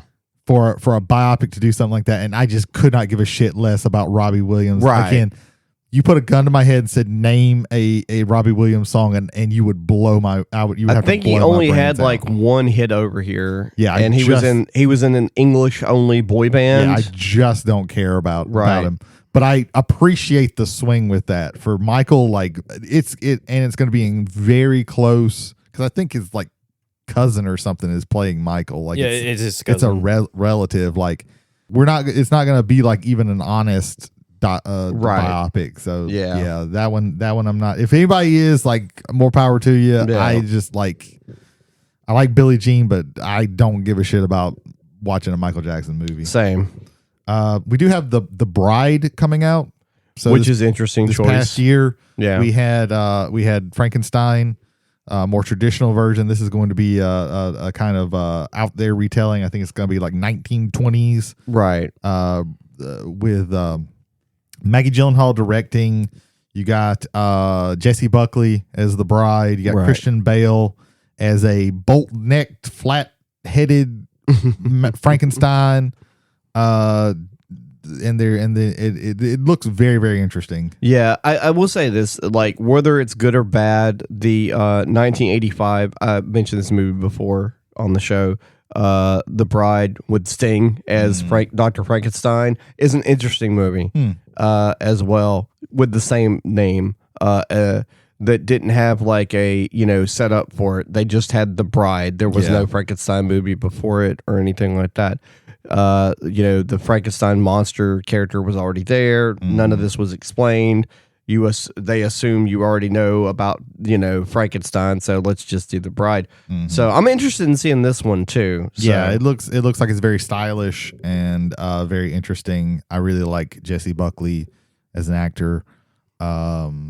Man, if I see something that she's in, I'm super interested in it, which is why like Hamnet, it technically came out last year, but I think it's only going to be it's not going to be in theaters around here until like this year. One thing I didn't even know was a thing that's coming out in June is Masters of the Universe. Yes. And Jared Leto is Skeletor. Yes. Why? For some reason, somebody has it in their head that Jared Leto is still a bankable star. If I were to pick a current actor to play Skeletor, it would be Jared Leto. Was that Tron movie any good? Did anybody see that? I'm going to see it this week when it comes out on Disney Plus. Oh, okay. I do not think it was from everything that I have seen. Legacy was pretty good. Legacy was good. You had the Daft Punk music, and most reviews of Tron Ares says listen to the soundtrack and that's it, because it's basically a Nine Inch Nails album. They took Tron Legacy. They took Tron Legacy reviews. They've done this. This is the second time this has happened. And they took out all the Daft Punk and they put in Nine Inch Nails. I mean, the music will sell me, but just listen to the soundtrack, because it's not like Jared Leto. Jared Leto is like the main character of that movie. Has he ever been in anything good?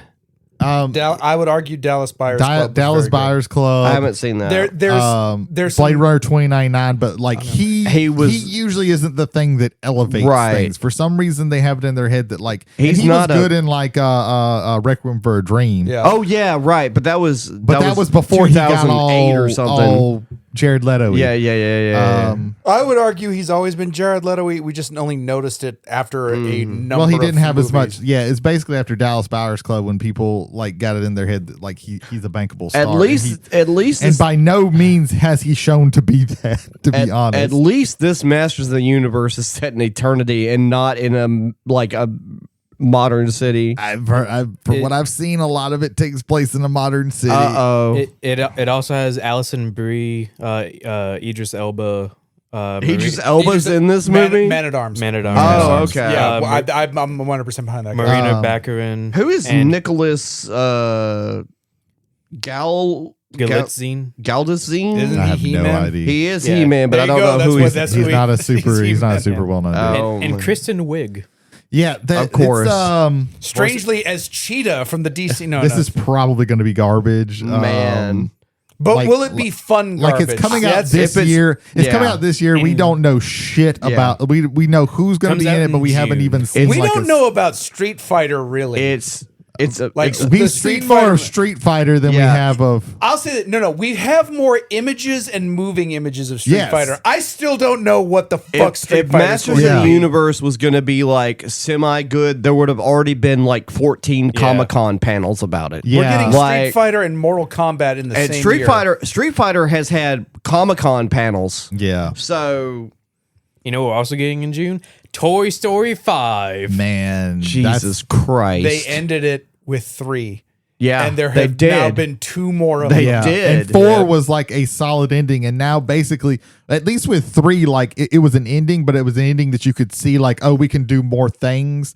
And 4 was like, this is a definitive. We are ending it. We are separating everybody out. People are going in separate directions, and I imagine in the Oh first my 5 god! minutes, Oh my god! everybody will Robert get Downey back Jr. is together. going to show up as Doctor Doom in it. Probably. It's going to be great. And Man, it's and that really brings sad. Toy Story into the Marvel It is universe. really sad to see how Pixar's had to be done nowadays. It's And really, even really though sad. I'm not like I like the series okay, even though like it's straight up blatantly ripped off its idea from Battle Royale, there's a Hunger Games sequel coming. A But prequel. yeah, she keeps shitting out prequel books Oh my now god! because we've told the story of Yeah. Hunger Games. Yeah. So now we have to tell the prequel stuff so that all the stuff that was explained in Hunger Games of how of like how we got there, we have to actually see it now. more money. You know how we talked about how they talked about, and it was a big revelation of you know, Haymitch and his you know, thing that he won. Well, now we have to actually see it. I wonder who'll win. Yeah. Jesus fucking Christ. We're supposed to be talking about things that we I actually are know. looking forward to. But I'm looking forward to the Odyssey. But we, you know, The Odyssey, I am actually looking forward to. People who are like, it is not like period appropriate. Have a stick it's up their the ass. fucking Odyssey. It's the goddamn Odyssey. I We're swear gonna to God, if they start wearing power armor and fucking using las guns, I'm fucking in. Fucking Matt Damon's gonna fuck a mermaid, and then he's going to get attacked by a sea monster. Who gives a fuck what the helmets look like? And people are also complaining like, oh, it's like really kind of like the color palette is not. Have you watched a fucking Christopher Nolan movie? Right. Christopher Nolan is colorblind. That's why all of his movies aren't as super vibrant as other movies. Yeah. That is just his style of movie. You know, it's like fucking getting mad at fucking Wes Anderson for not using pastels. Like that's the way that he does his fucking movies. Get the fuck over it. I think it'd be like a Wes Anderson movie that wasn't quirky. Yeah.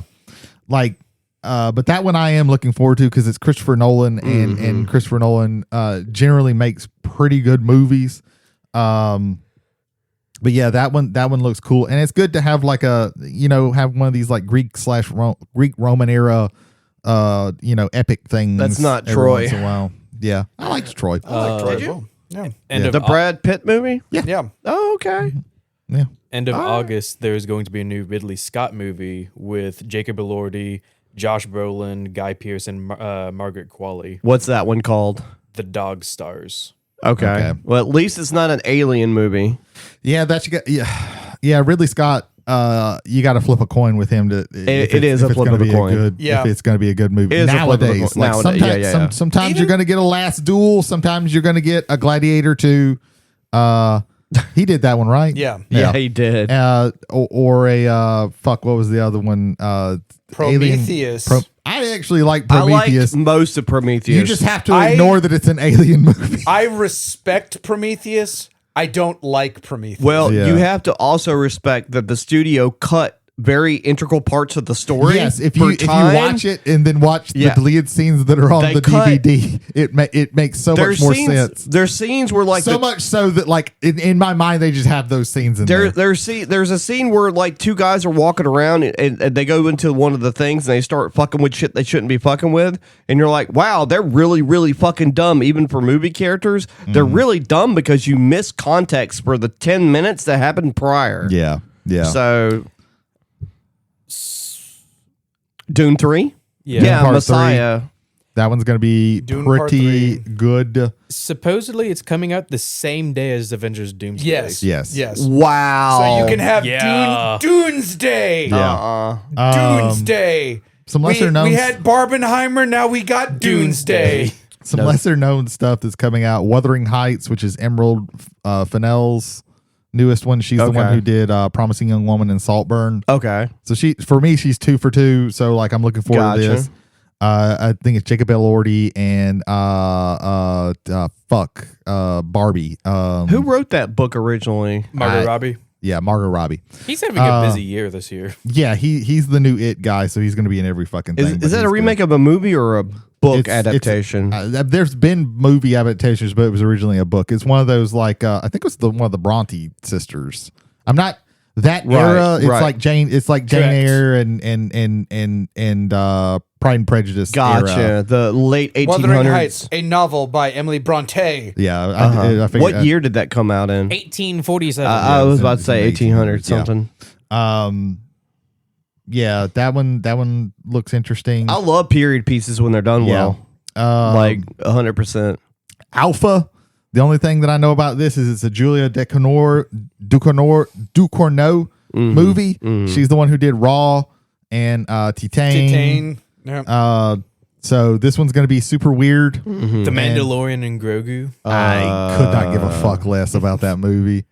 I stopped watching The Mandalorian after the second season because they told me I had to watch another show. A Boba Fett show to understand what the fuck is happening in the third season. Yeah, and then Luke Skywalker had to show up. Yeah.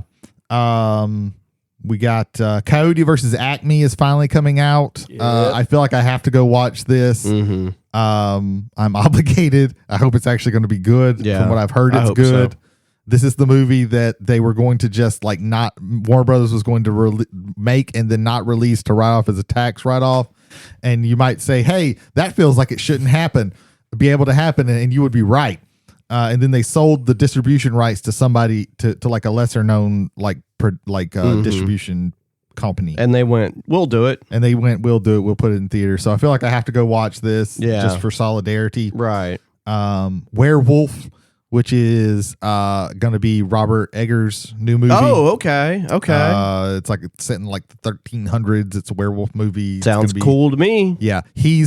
Every single movie that he has made for me has been a banger. Yeah. I've fucking loved every single one of them. He did what? The Witch? He did The Witch. He did The Lighthouse. He did The Northman. And then he did Nosferatu. Okay. So that's 4 phenomenal movies. Yeah, right. So I know this one's going to be good. He's really good at Gothic, too. Yeah. Also, Project Hail Mary, based on a book written by the dude who did The Martian. Yeah, that's Gosling? Yes. Ryan Gosling. Yeah. So luckily I cannot remember. I've watched the trailer and I have heard that there is a massive spoiler for the book/movie in the trailer. So if you haven't watched that, don't watch the trailer. Gotcha. If you can help it.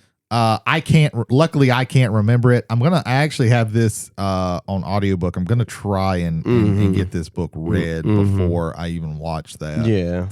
I really like The Martian a lot, so I bought the DVD of The Martian or the Blu-ray of The Martian like forever ago, and I don't think I've gotten around to watching it, even though I know it's a good movie and I know it's going to be something solid movie. To like. It is a solid movie. Does anybody have any more movies? Let me double check my notes real quick. Y'all pretty much hit all mine. My 2 major ones were The Odyssey and Supergirl more so than anything else. Yeah. Well, Dune. Dune, because it's not the original book. It's Dune Messiah, which I still like, but it's not to the level of the original. And I want to say they're going to be doing because he did Dune his own Messiah interpretation. is like a shorter. It's way shorter, and it was Frank Herbert saying, "Listen, you idiots. Yeah. He wasn't a hero. Yeah. The thing that he started was not a good thing. Right. That's already been baked in and very well by Denis Villeneuve in parts 1 and 2. So, I still want to. From what I've heard, that it's going to be Dune Messiah. Then there's going to be parts of the next book they're going to throw in. But yeah, I mean, and supposedly this is Denny's last movie because he says he doesn't want to do more after this, which I can appreciate. Oh, he's retiring after this movie? No. No more Dunes. No more Dunes. Yeah, unfortunately, the studio will keep churning him out. He's got something else, like another series or something lined up. Because I think he talked about. Because there was talk of, if not already, like another show right? Based off the property, or am I Yeah. wrong? Because but in one of the problems with it hitting as well as it did is that because Dune Prophecy I think is going into its Oh, second that's it. season. That's it. That's the one I was thinking. But I of. think I've no, heard that I one think wasn't good. I've heard it wasn't good either. it was okay. Right. I was okay with it. It did not move me the way I was hoping I was going to get better acting performances than I got. I got good acting performances, but a lot of that I think is how well they knocked it out with Dune Part 1 and 2. That's just me. It's like my expectations were very high for that.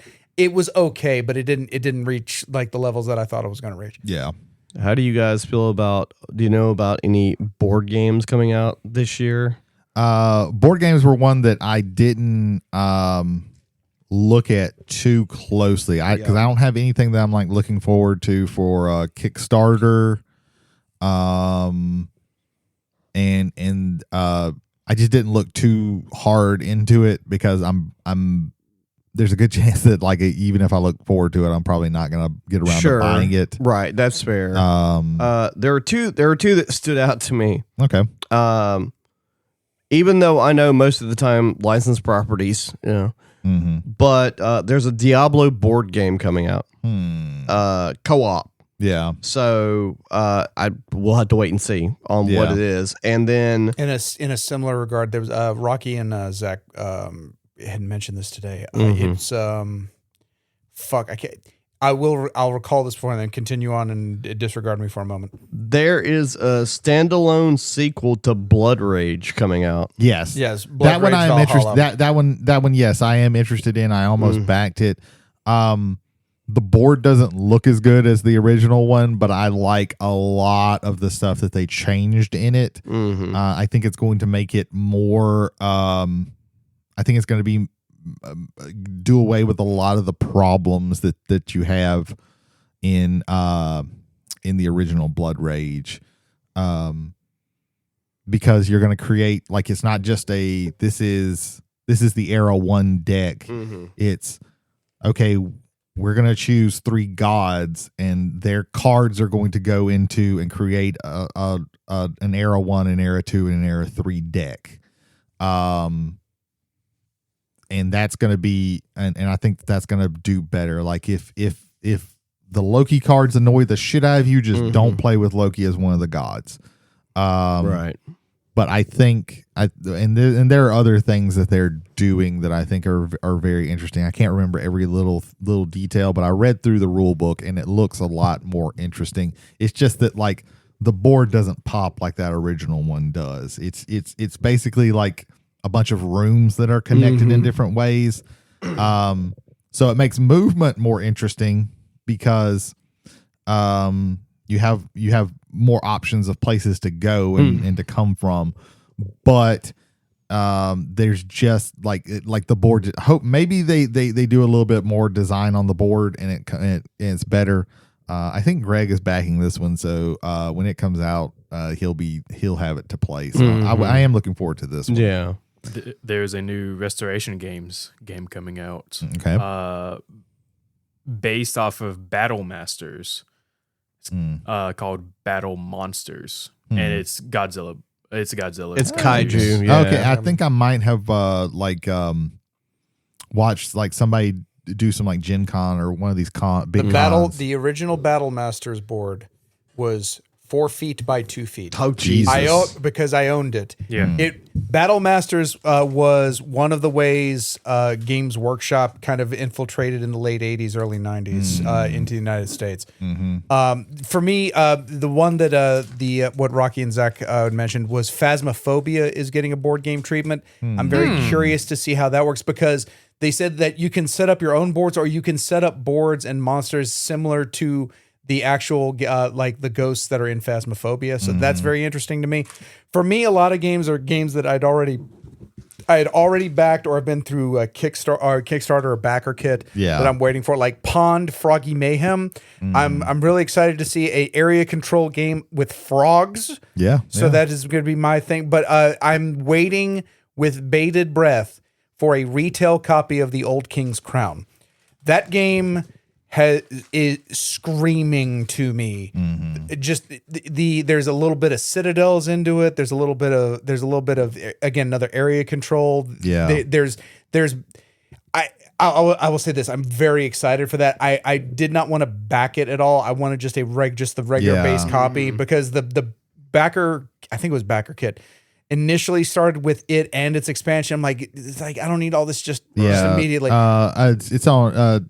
I think a reprint of it is coming to GameFound pretty soon, from what I've seen. Yeah, you mentioned Citadels. I love that game. So I mean, if it's anything like it's that. The guy's first board game, and he's just knocked it out of the park. Yeah, that game does look very interesting. I'm trying to think if there was any. There's also just real quick. The next expansion for the Return to Dark Tower is coming out this year. That one I've already backed. Like I'm so like Restoration is so good at what they do. The fact that you can take these old games and rework them with modern sensibilities as far as game design and produce a product as quality as they do, shot after shot after shot, fucking amazing. Absolutely fucking amazing. Yeah. Anybody have any other board games? No, not board games. Supposedly there's a kind of similar to Marvel Champions DC game coming out, Legendary, where it's people cooperating and trying to take down. That's a already it's just a DC version. It's a DC version of Legendary. I do remember this. Yeah, there's a DC version of Legendary. I love the concept of that. I owned it for forever. My issue with it is expansions made that way harder to bring to a table. Oh yeah. Because I like the idea of having more choice. I like having more heroes that I would like to play. But when it got to past 50 that you could choose from, that was like, gee, I'm bereft of the ability to be excited about this because I've got to put it all on a table. Yeah. I eventually had to like stop buying those, and I don't know how many expansions I ended up buying. Yeah, because it's like you have like, okay, here's the villain expansion for the specific villain, and now here's all the different minions you can use with that villain, right? Well, it's just like they come out with Fantastic Four, which had to go out of print because that was when Fox and that was the whole thing. But Fantastic Four, you had I think it was, if I remember correctly, it's all four of them and the Silver Surfer. Yes, it's five heroes, two villains, and then like some villain. Yeah, it was some villain groups, some minion groups. Yeah, you had Mole King, and I can't remember the other. Galactus. It was Galactus. Okay, yeah. And those are the small expansions. Then you have the big expansions, which give you like, I want to say like 10 heroes and like 5 villains, 5 masterminds. And then you had the big standalones like Legendary Villains, where the villain, really and truly, the villains were here. You played them as heroes. They basically reversed everything, and you fought the heroes. But it could all be played. You just had to remember all this stuff all the terminology that was different. I didn't get that one because that was like an extra thing. That was like an extra. I can't wrench that you would have to deal with, because every single one of them added like new keywords and stuff like that. So you had to like keep the little sheets to see like, okay, this keyword means this. It's like too many things. It does get very complicated, but it is a cool system. Yeah. A DC version of that would be cool. It's just that it's going to spin out the exact same way. Like I have to imagine. Yeah. I do have some like RPGs. Okay. Right, because these are the things that I actually have waiting on for Kickstarter / any whatever, GameFound, all that. Yeah. So the Mistborn side of the Cosmere RPG is supposed to be coming out next year. Nice. That's going to be sweet.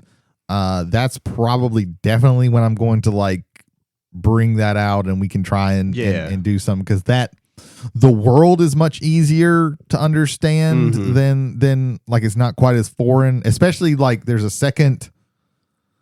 a second era of Mistborn. Like the first one is more like medieval fantasy type stuff, and even that's not super hard to understand. But the more recent series is like almost like, turn of the century, where it's really easy to understand everything.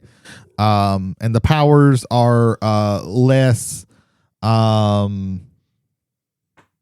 less esoteric, I guess. Like the way you're just born with the powers. So Right. like, you can kind of do whatever you want with that. Yeah. I think that one will be easier to introduce to people. And we did like part of the one shot, which I think everybody like understood pretty well, Yeah. but it's just like running like a longer thing. Mm-hmm. I think will be easier with the Mistborn stuff. Right. We got Liminal Horror Deluxe. That book is supposed to be coming out this year. It's I want to say it was originally like this month, but I think that they've slowed down a little bit. I don't know exactly. I'm really looking forward to that. I have like all the PDF stuff for it. Well, except for like the brand new, like there's like an adventure or like a case kind of that they released just recently that looks really cool. And another thing is it's technically out, but technically not out. It's the so for those who may have watched our episodes where we did City of Mist, they have Son of Oak has a fantasy version of this called Legend of the Mist, and that I think is going to be fully released this year. It's like a rustic fantasy, and the way it changes, it still uses the power. They're powered by their version of Powered by the Apocalypse, but it changes around some things and from what I've seen makes play a little bit easier. Mm-hmm. You don't have like the set moves like you have in City of Mist. They kind of figured out a way to have you be able to just say like, okay, I want to do this thing, and it kind of makes it as a to where you don't have to do like the specific moves and things like that. So it's not as rigid from what I've heard. That's good. Yeah. Does anybody have anything like tabletop RPG wise that they're RPG's not really on my No, end. I'm not. My finger's not on the pulse of what's coming out this year for tabletop RPG. I know like the Kickstarter for Cypher 3rd edition should be wrapping up soon. Be sending those out at some point this year. I'm the next expansion modules for Land of Eam. Like I can't wait to see Underdark. I Oh, can't wait to see yeah, Underdark yeah. Land of Eam. I think it's gonna look fucking amazing. That was a that's gonna be a good RPG. set. All the Mouse Ritter stuff is going to be coming out this next year. I ended up thinking that I backed some stuff and backed the one of the things and didn't. So I'll probably just pick that up whenever it releases on Exalted Funeral's website. Yeah. So let's see.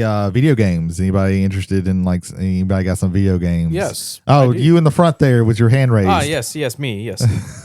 Mr. Skyner? Skyner? It's pronounced Skinner. Okay. Ethan It's Skyner. It's pronounced Ethan. Steam Ham. Censored. No, sorry.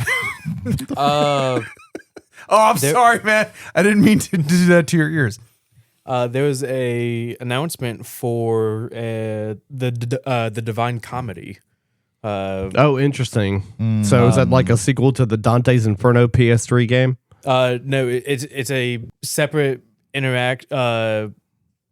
it's its own separate entity that's kind of like a Souls-like roguelike almost, from what I see. Yeah. The art, the design of everything looks very because like Dante's Inferno was a Souls-like / God of War kind of like. Well, it predates Souls-likes like Dark. Yeah. Oh, was it before? Yeah, it's a God of War ripoff. Oh, okay. Gotcha. It's an even edgier than God of War ripoff. Because I didn't play it, but I saw a lot of footage. I didn't play it, but yeah, I watched a lot of it. I almost bought it a couple of times. It's straight up just God of War. Yeah. From what early game reviewers say, it blends Souls-like difficulty with hack and slash combat. That sounds like a straight up fucking sequel and to narrative choices. Yeah. Yeah.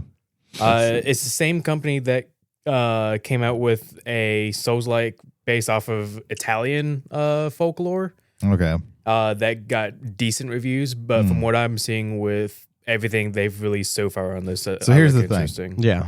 Whenever we do a game, either a board game, a video game, anything like that, and we use Dante's Divine Comedy. We always do Inferno. We're always going through hell. We got to get to the end and we got to kick Satan's ass. Yeah. I want us to do Paradise. I want us to work our way through heaven and kick God's ass at the end.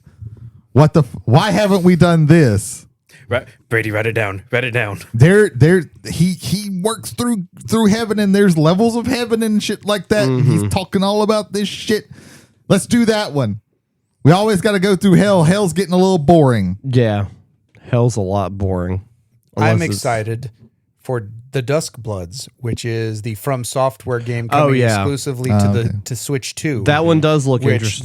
that is crazy to me. That one that does we've look got that. interesting. I'm also a bit excited for Tamagotchi Life because I had it for the 3DS. Nice. And that game is quirky, and it's like if Nintendo did The Sims. Yeah. It's basically what it is. Yeah. And then I'm looking for what I'm calling the Sevens because we have Final Fantasy VII. The remake stuff is coming to the Switch 2 finally. Yeah.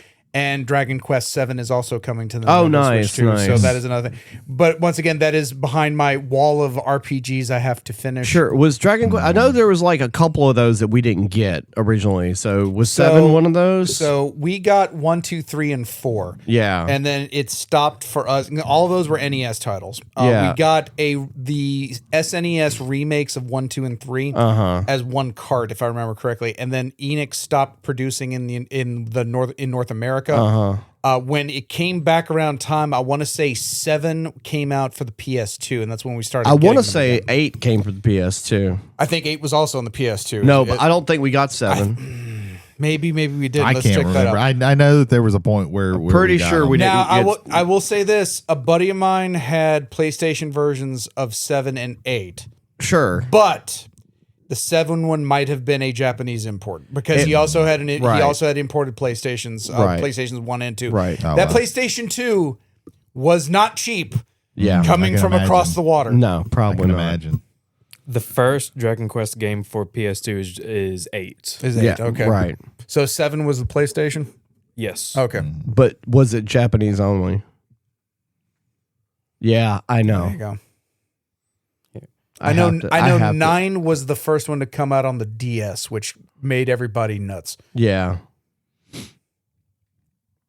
But yeah, the 7s I'm highly looking forward to. Yeah, right. That's going to be fun. I want to. I think they've done a very good job with the remakes for 7. Friend of the show, Jason Holder, swears by the first one definitely. No. It was released internationally Okay. for the PlayStation. I just 2000. don't remember it. Hmm. Interesting. Yeah, yeah, those are pretty like JRPGs, man. Like Dragon Quest is like one of the only ones that's still turn based from Square Enix, right? Like they're Well, maybe I see. I haven't played 11, which is the most recent title in the series. I think like like Final Fantasy, they can do whatever they want to with it. They know that it's not going to Those matter. games are almost Zelda games, Right? They can do whatever Well, they yeah, want like to Final with it. Fantasy 16 is, But is there are so like far away from a fucking you know RPG. certain franchises they kind of have like they have a fan. Sure, you want mainstream audiences to play whatever, but they have like hardcore audience that want it still to be turn based. So I think Dragon Quest is still turn based, and it's the only one I think. Well, not the only one, but one of the main ones. They still release newer titles. Most for. of the only things is like a more classic style RPGs that are like your Octopath Travelers and things like that. They add like for Dragon Quest, they add like quirky shit like the alchemist stuff you can do with like mixing crafting items and things like that to make it. There's also a full-on Minecraft remake of a Minecraft Dragon Quest Builders 1 and 2. Builders 1 and 2. Yeah, Yeah, I've got yeah. 2. 2 was a lot of fun. I enjoyed it. I have one. I still haven't played it though. So Bianca loves 2. Dragon Does, Quest Builders too. Yeah. So yeah, does anybody have any more video games or anything? I can't really think of anything. I will say this on the video game front, not that it's like, the end of times, the worst of times, but the Sony has announced that they are sunsetting the PS4 this year, which really all that means is they're probably not going to have many AAA titles for the system starting this year. So already assumed that anyway, because the system has been quote unquote like they've shelved it for years, but it's still been Well, we're in year 6 of the PS5, right? right. Yeah, I mean, right. that is to be fair, that is a long time for Well, PS4 a successor system to be out and still getting a. I think a lot of that had to do with the quote unquote like early failures of the PS5, and they still don't have that many like games for it as far as like that's crazy because there isn't like because the PS4 came out in like 2013, which is like 12 fucking years ago. Yeah. And which is another crazy thing when you think about one of the games that was on the PS3 that was released on the PS4 about the same time. It was Grand Theft Auto 5 at pretty much the same time, or a year later it was on the 4. It's fucking insane how long that game's been out. Yeah. But yeah, they're sunsetting the PS4, which is sad for me because systems are more and more expensive now, and I still don't have a current one. So yeah, me neither. Yeah. There's the new Monster Hunter Stories 3 coming out in March. I really don't care for that series. I don't like the mainline Monster Hunter. I've heard a lot of people like Rise a lot because it's not like the grindiest like the other ones are, but I don't have time for those. The stories like sub games are more of a turn-based RPG. I'm looking forward video game things. I am looking forward to one thing, and that is to see. I know the price is going to be like probably somewhere between $1,000 and $1,200, but I am looking forward to the new Steam box that's coming out this year. To see yes, the Steam Machine. The Steam Machine, the Gabe Cube, as they're calling it, to see what comes out of it, especially like, in a time period where technology's, sadly more expensive than it should be, which is the opposite of what technology used to be, which is like shit got cheaper. Like I've got a 50-inch TV that I bought for under $200 brand new. Like that shit's wild to me. That TV cost $5,000 5 years ago, and now it's $200. But yet our game systems are like anyway. I don't want to get on a tangent. Moving on. Next thing I want to talk about is stuff happening with miniatures games. We probably won't spend too much time on this. This next year, 11th edition is going to be coming out for Warhammer 40K. It's going to be interesting seeing some of the changes that happen. I'm curious who the other army in the box is going to be. Yeah, because they've started the wrap up. They're doing like the 500 worlds of Ultramar, and that's going to be kind of the wrap up of the thing. Every edition they have like a wrap up storyline, and they release a whole bunch. They have of a new edition every 2 to 3 years, or it's about 4 years. Every 4 years, 3 to 4. Okay. 3 to 4. They usually try. They try pretty hard to do 4. Because not the year after this one. That's when we're probably going to get the next Age of Sigmar. Yeah.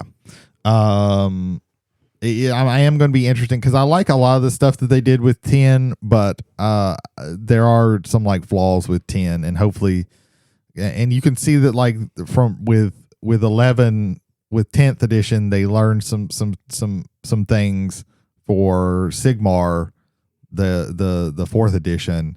So hopefully they take some of the good stuff and the things that they've learned and they put that into 11th edition. So I'm looking. So that's going to be interesting. And then my question is, which Primarch? I think it's going to be Lehman. I think we're finally going to have a Lehman Russ model.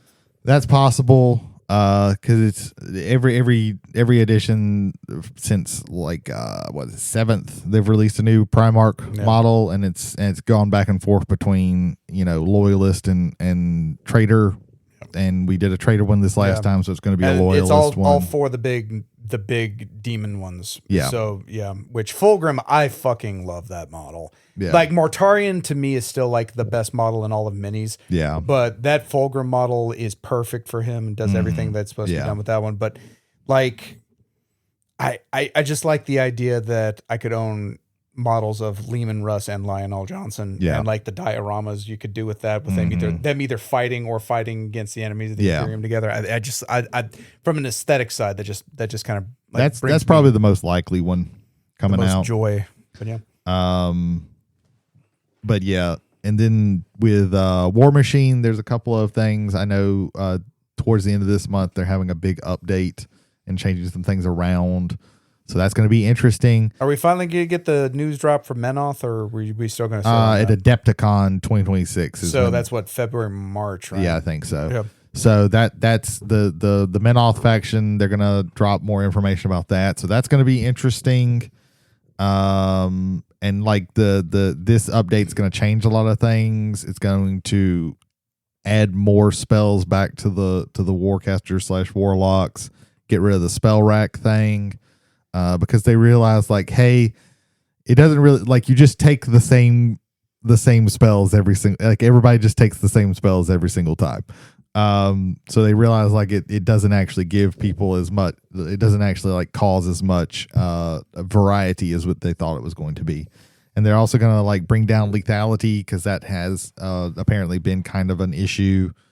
Because it's like if I can, just delete a unit every single turn, then it's just about how fast can you get to the objectives and stuff like that. So that's going to be interesting. When it comes to other, I know like Shatterpoint and Crisis Protocol have some stuff coming out, but I'm not super interesting about that. There's nothing Age of Sigmar that's been announced so far that I'm like super interested in myself. Hopefully like some more stuff comes out for the factions that I like, but I don't think either of my factions have a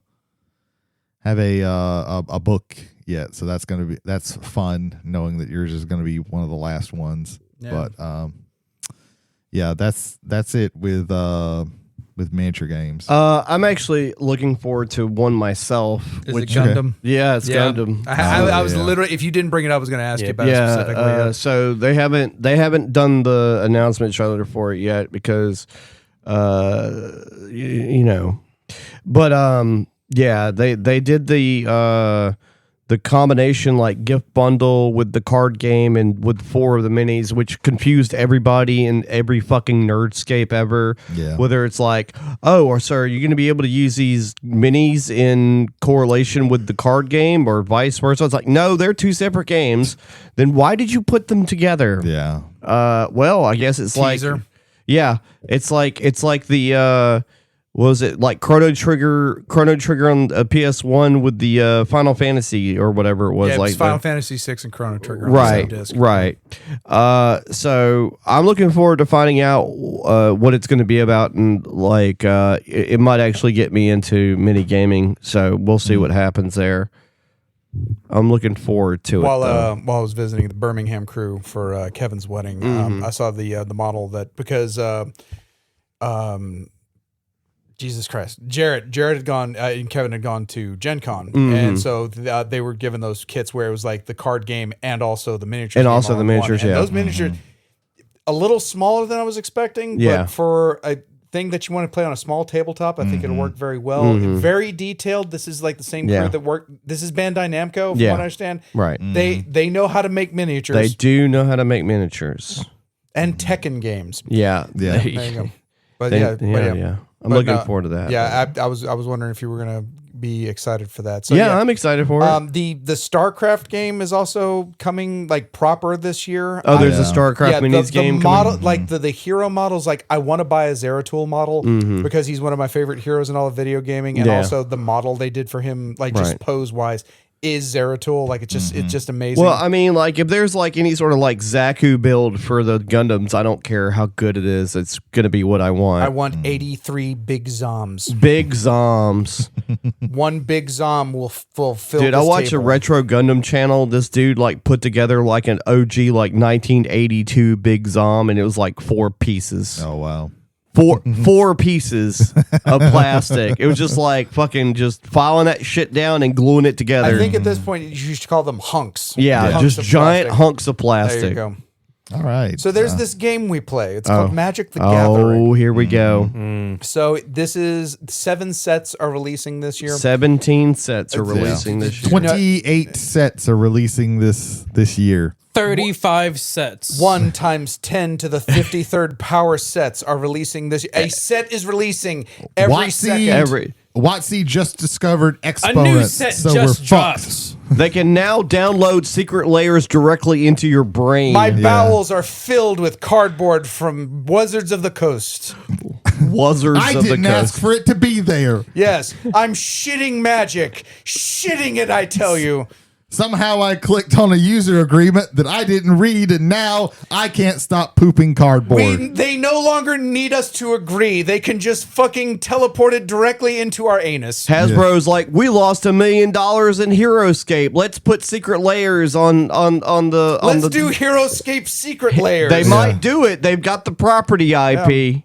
I can't wait. Secret layer Monopoly. I can't wait for a Furby set. Not a secret layer. No, Furby the set. I can't wait for a dual deck G.I. Joe versus Transformers. Yeah. I'm one okay. step. I'll buy We're that. already one step. Yeah, Yeah. We already got half I'll of buy it. that. So Well, we got just- some Transformer Just quickly cards. around the Yeah, table. yeah. Set cards, just things in general. What are you looking forward in Magic the Gathering?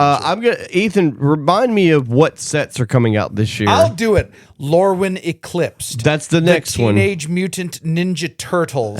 Strixhaven. Yes. Marvel. Superheroes. The Hobbit. Reality Fracture. Reality Fracture. And Star Trek. Oh, Yeah. God. I'm excited for everything in universe. Yeah, I agree. I'm really excited for Lorwyn. We've seen a lot. Lorwyn we're looks finally getting a lot amazing. of previews. Finally, and everything looks really cool and Yep. interesting. yeah. The Strixhaven one, I'm thinking is going to be cool. The fractured realities, especially if it comes out thinking like it's more like a what if set, like what if this character in Magic did this instead of this. They're already That's- teasing a white mana Liliana. That's gonna be super interesting. Yeah. I think. Going strictly off of like the storylines and the The lore, of lore Magic. for Strixhaven Yeah. is interesting. Yeah, like, that Reality is- Fracture is gonna be insane, Yeah. and it's Well, just gonna be, I'm just gonna Like eat all of it so, up. so Liliana is Professor Onyx in Strixhaven in the last Strixhaven set, and she's like wearing all black. That's why she's supposedly as far as leaks go, wearing all white, or at least a version of her. But that might not even be her. That Yeah. might be her seeing another character as well.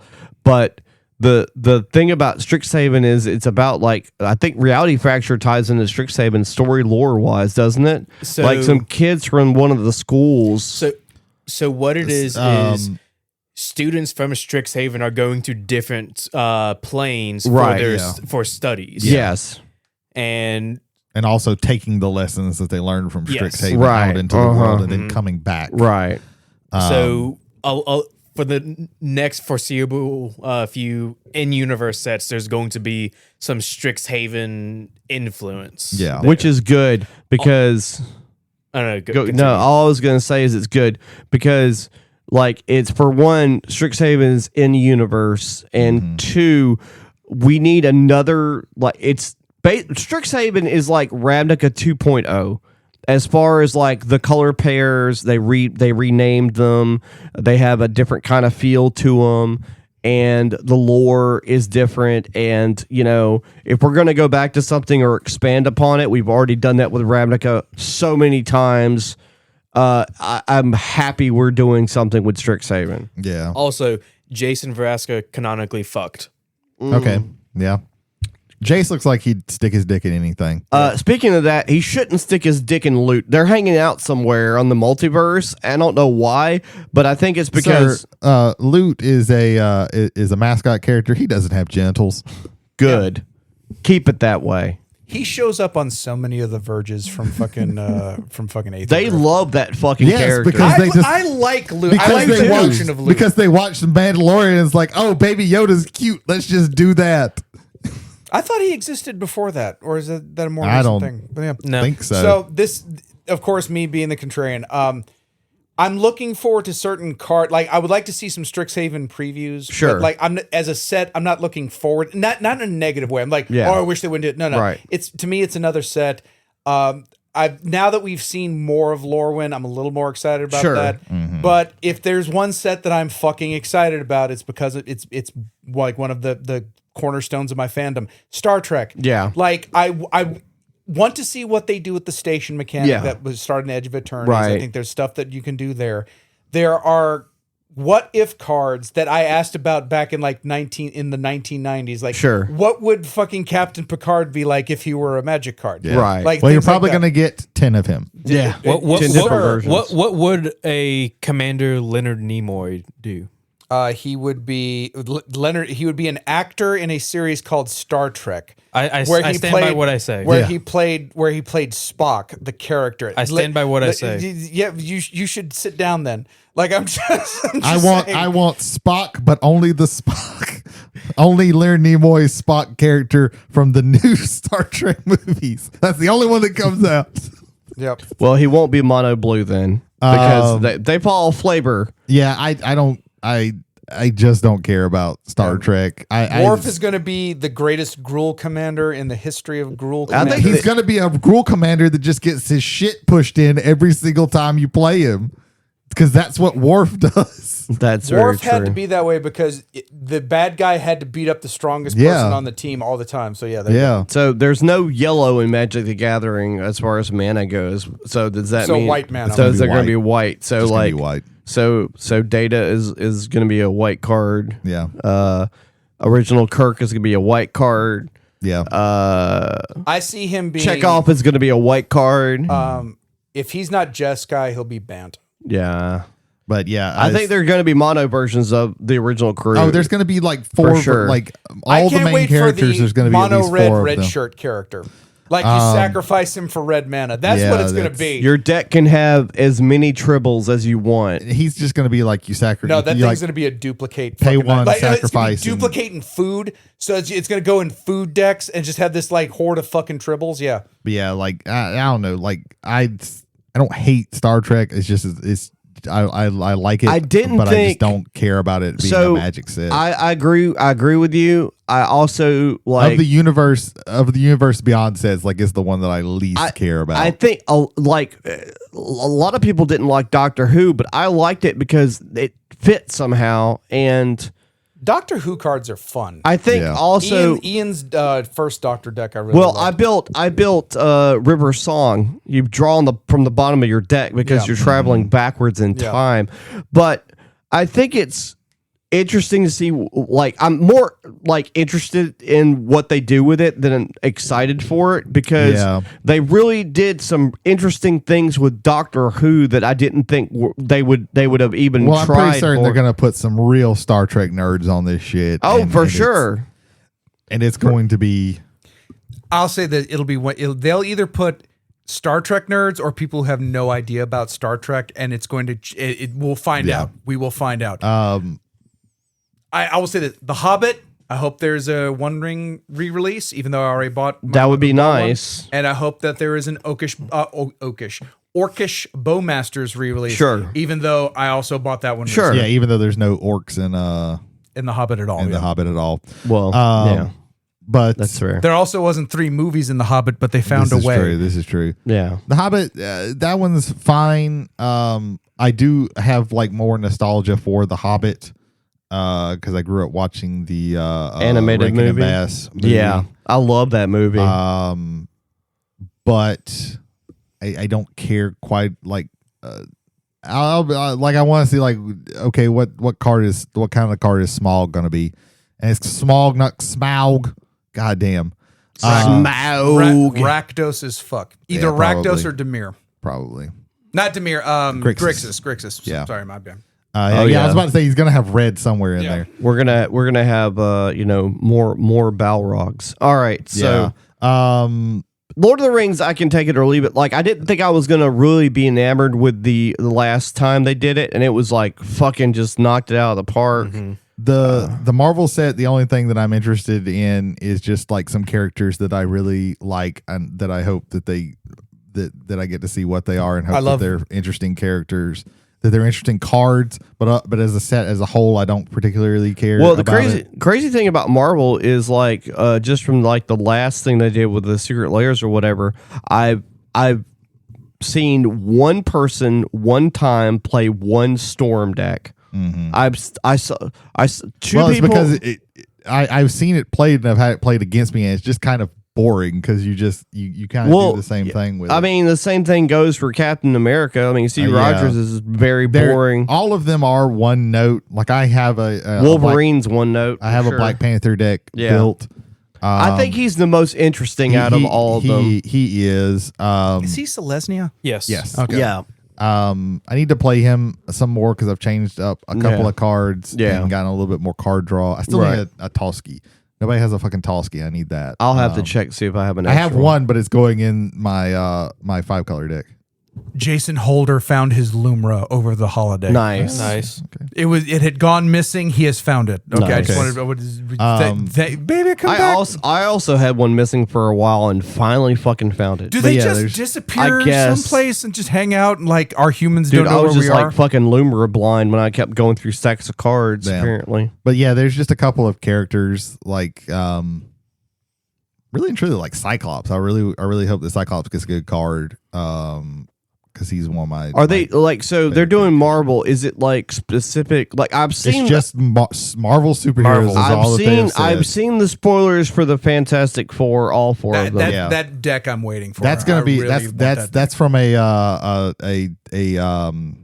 commander precon. Yeah, I would hope so because it's all like they're all 5-color or 4-color. They're four colors. They're the exact same 4 colors. Right. And you can switch. You can use any one of them for right that. because each one of them is like a quote unquote monocolor, but their identity monocolored is all the but their 4 same identity color. has like 4 colors. It's Right. like everything but black. I think. Yeah. Correct. Yeah, minus black. Yeah. I want. Well, they haven't been all spoiled, but as far as like that set goes, like I want Rocket Raccoon, I want Guardians of the Galaxy cards. Yeah, Guardians of the Galaxy. There's some stuff. That would be cool for me. a cool Star-Lord card. Would be cool. Yeah, something along that. I like Cosmic Marvel. Like as Give far me as Silver especially Surfer. Give me Silver Surfer. especially MCU's the cosmic shit was the most interesting stuff. Yeah. And so I really do like the cosmic stuff. For me, it's like cosmic and then a handful of X-Men. I agree with that 100%. But the rest of the set, like I kind of don't give a shit I don't about. either. I want to see what the next Infinity Stone is going to be, but I don't care about it because Right. unless I magically crack a pack in like a pre-release, Right. which I don't even know if I want to play a pre-release Sure. of this. I think mostly I'm going to play pre-releases for the in-universe sets Right. this year. But unless I do that, like I'm not going to get it because it's probably going to be expensive. Like, give me Silver Surfer, Nightcrawler, and I want a Ghost Rider. Nightcrawler. Nightcrawler would be awesome. Nightcrawler would be cool. Give me one of those 3 and I'll be happy. Yeah. A good Nightcrawler would be nice because he is another one of my favorites. It'd probably be Demir. It's going to be some form of like flicker. He would be effects. Demir or possibly like, I can see Esper. possibly, but like Demir, like strong. if he was 100%, he would be Bant if he was like flicker. You know what I'm saying? I Like, see Azorius. Yeah. I do the white blue, like that's just me. I also see him like having something that's like before, like after your opponent declares blockers, that's when he flickers out and comes back in and is attacking. So there's no way to block him because he can teleport in. Like you make him like 1/1 or 2/2, and you make him, but it's like what you can try to attach. or on they him. could give him some form of ninjutsu to have that effect as well. That could be it too. Yeah, which is a Demir thing. Yeah. But yeah, there are like again, just like Star Trek, I'm more interested than excited about that because I don't know what we have coming out for it yet. Yeah. So I would hope they would do some of the more popular, but again, like there's shit like the video game like Marvel Rivals. There's a lot of characters that could be crossing over. Squirrel Girl, please, yeah. please, Squirrel They're Girl. probably gonna do a Squirrel Girl.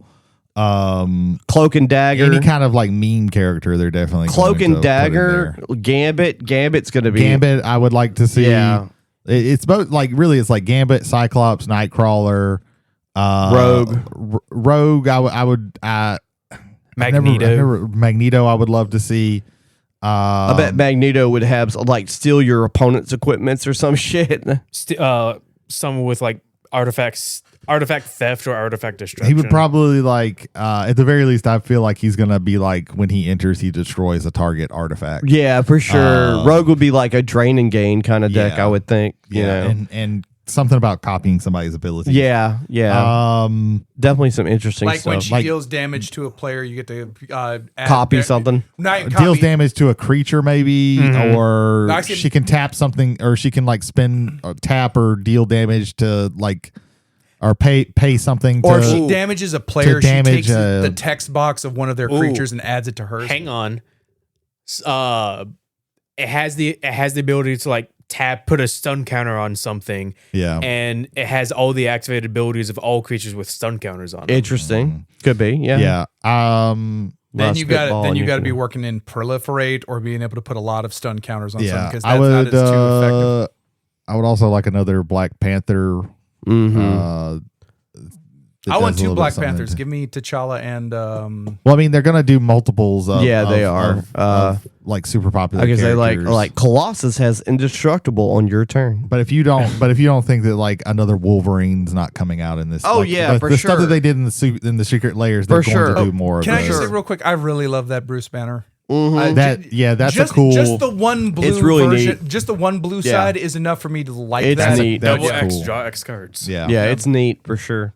Yep, it's definitely intriguing to think about. And again, like we don't know anything else about the other sets coming out, like Reality Fracture. Yeah, or anything like that's the thing. Like, I'm excited about those, regardless of knowing Right. what's even going to be in them. Yeah, because like to be honest with you, they haven't been missing much within the universe sets.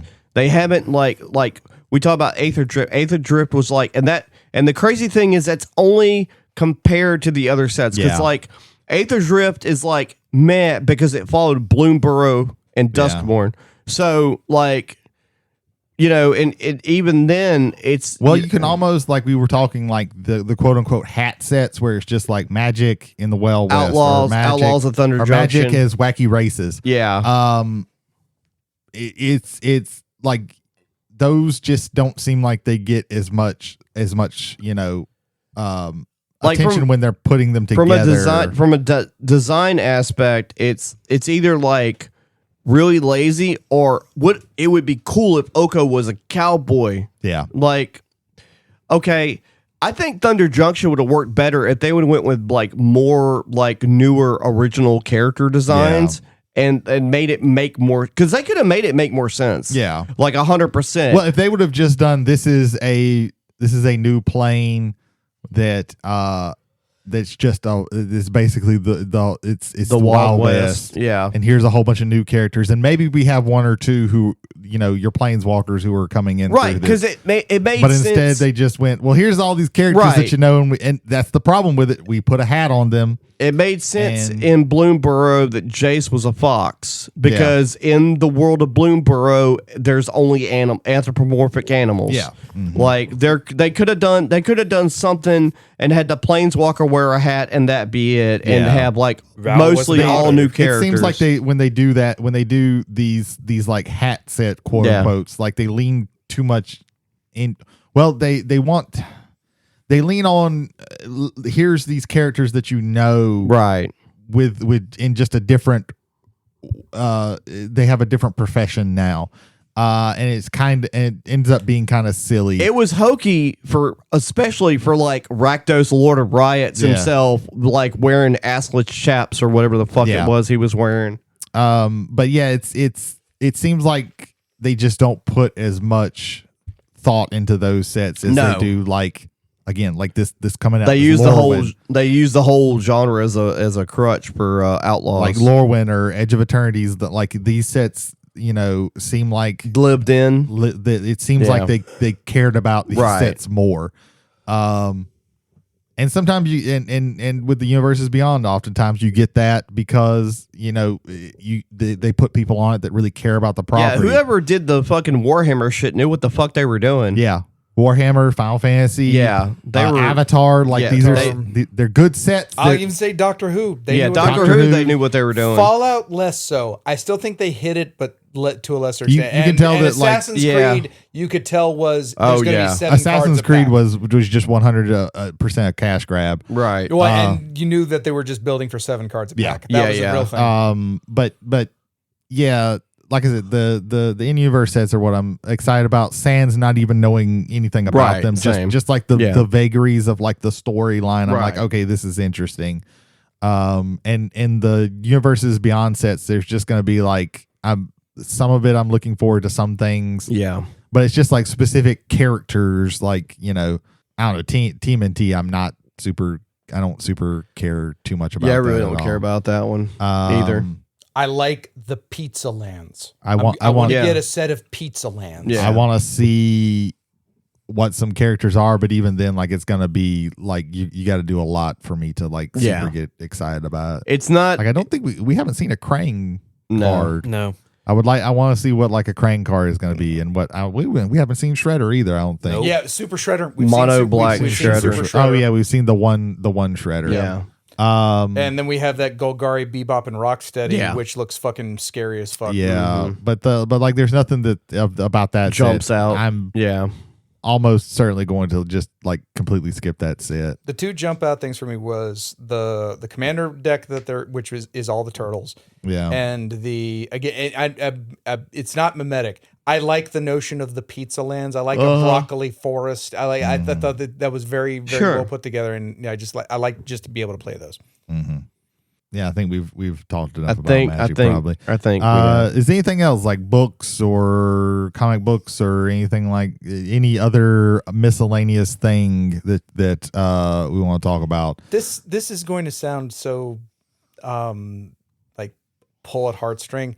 I'm looking forward to this year on the bus. I'm looking forward to like these discussions, and like especially last year when Jason was involved, like having maybe some more guests and we can like talk about some more things. I'm really looking forward to this year because this is year 5 of the podcast, and I'm really looking forward to the kind of discussions we have now that we've been at this for 4 years. And I'm looking forward to the next season of Freyren. That anime was amazing, and also another year with you guys, of course. So there was one other thing I wanted to say about the year coming up. So, get ready. We're getting smart glasses, but they're better than the current ones. I don't care about any of that shit. Man. I thought we were having we had an unpromo promo for it. No. Was John Chu the guy who did the 3-body problem? Does anybody remember who wrote that originally? No, that was fuck. Maybe John M. Chu, maybe. I cannot. I think so. Give me 1 second. Possibly. Because John Chu has a new book coming out called The Subtle Art of Folding Space. No, John Chu did not do that. Okay, yeah. Who did that one? Liu Sison? That's not right. Certain that's not right, but forgive us. It's sir. all good. We're white. There's a reason Yes. we can't pronounce anything outside of Tom, Dick, and Harry. Sometimes we have trouble with that. That's also true. I know Brandon Sanderson has 1 or 2 books coming out this year, but I need The to 3-body problem by Liu Shixin. Oh, There we okay. Cixin. Gotcha. Shixin. Yeah. But the 2 books that he had come out this year, Owls of the Emberdark and Tailored Realities. Owls of the Emberdark was a secret project Cosmere novel. I definitely want to read that one this year. And Tailored Realities was a collection of short stories outside of the Cosmere. So I'm interested in, and I definitely want to read that. So when it comes to me with books, unless it's something like that I seriously, basically, unless it's like, really and truly like the store-bought archives, that's the only thing that I just buy as soon as it comes out in hardcover. I know that there's another John Dies at the End book coming out, which I am looking forward to. I might end up buying that one. I don't know. That guy's got some interesting TikTok reels. Yeah, he actually is he's practically more popular as a TikTok Right. quote unquote influencer. He makes jokes about that all the time. Right. He has like over 1 million people Yeah. following him on social media, Which is across all wild. his social medias. But yeah, he does make. I've watched some of his videos, and he makes some good stuff. Yeah, he does. If you like him, I would definitely say read some of his books because he's a very good writer. Right. Yeah, those book wise, I just don't look at it too much because I usually I wait until unless I get it on like a good sale. Yeah. Which I might start buying some more books digitally. But I also started this past year getting more books from the library. That's a good worked idea. out I need to really start well. doing that. Yeah. I'm looking forward to on the quote unquote reading visually. Oh, we didn't even do TV shows. Is We anybody didn't. looking forward to TV shows? I have no The Rookie, obviously, but that's There's- already covered in the I first have half. there's There's for me nothing- there's anime Yeah. because most TV is bullshit. So I'm looking forward to the new season of Jujutsu Kaisen. There's another JoJo coming out this year. Yeah, I feel like this coming up year, I'm just going to watch less TV than I used to because it's just so hard to keep up. Yeah, Like I finally started watching the newest season of Abbott Elementary, and I'm like 10 episodes behind. yeah, it's hard to keep. It's going. just really hard for me to keep going. And then you have shows like Stranger Things that I just lose interest in. Yeah. Like I haven't even I know a new season of The Bears coming out, but I haven't even watched the last season. Like I'm so far behind. Right. I feel like this year, making a prediction, I'm just going to watch so much less TV. Than Yeah. I Mini series usually and watch. movies, right? I'm looking forward. Like I said, I'm looking forward to mangas. I'm looking forward to anime. I'm looking forward to finishing Gachakuda and collecting maybe some retro stuff because they've been doing bigger hardbound stuff. Like I showed you guys the Gundam Origin. I got the second volume of that recently too. I'm looking forward to finding new things and being excited about new things and going back to old things. Does I'm sorry. There are 3 things I am looking forward to that I don't believe have been mentioned. Season 3 of Jujutsu Kaisen comes out this week. Yeah. That I'm excited for. The end of February, a Bruno Mars single album is coming out. Oh, nice. The Romantic. Nice. Which I love his single albums. Yeah. And there's going to be a I lot think of good stuff on just it. about every band or person that I like had music come out last year, so almost certainly I'm not going to have music wise there might be something that surprises me, but there's nothing that I'm looking forward to. Mm-hmm. And the last thing I am excited for is being a dad.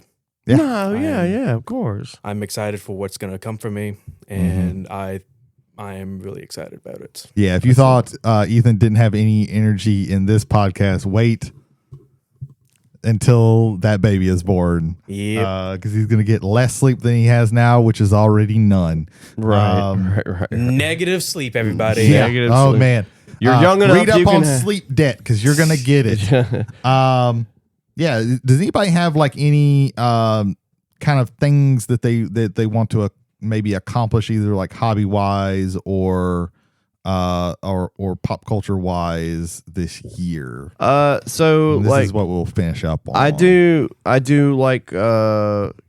a hobby, I must put it out there as a hobby, fiddle with music and also write. And hopefully I'll get something out, either one of those things, put out at some time this year, even if it's at the end of the year, because both of those things are really hard and take a lot of time, which is normally why people that are creative, you don't want to talk about it too much because you might talk yourself out of being creative because you got all those creative juices out of your system. Yeah. Also, you tell people that you're doing a project and they keep asking you about it every so often. It takes a lot of time, so I'm not going to talk about it until it's probably finished, whatever it might be. But I'm hoping to finish something creative instead of procrastinating and or just keep making things and never releasing them. I have 4 minis that I need to finish before the first half of the end of this year. And then by the end of the year, I want to have 2 more built commander decks in colors that I haven't done. Well, in color combos that I haven't done yet. Yeah. One of them is probably going to be Kinnan.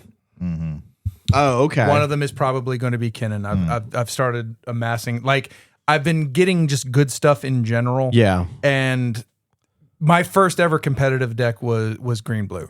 Yeah. So I've always kind of leaned towards those colors. Simic And is really good. Simic is get a lot of mana and then do a lot of things with it with the blue side Yeah. of it. And then do a lot of things with the green side of it Yeah. now that you can protect it with the blue side of it. One of my favorite newer decks is Tamir, and it's Simic Spicy. Yeah. Yeah, I want to try and paint more. I want to get some of my War Machine stuff that I purchased this year painted, hopefully. I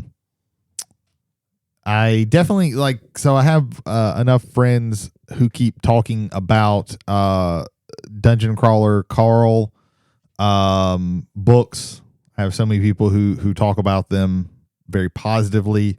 So I really want to read at least one of those, at least like the first one of those this year. Maybe end up, reading more, but enough people have told me about them. I should be spiteful. And even though I've told people to read things and they don't read them, I should be spiteful and say I'm not going to read it until you read the thing that I'm wanting you to read. Yeah. But, We have a literacy debt, basically. yeah, I have enough people who have told me about these that I need to at least read one of them. I don't know if I'll start going deep into the series. One of my oldest and dearest friends, his name's Mike McMullen. Mike, if you're ever listening to this, I love you, brother. You, V, and the kids.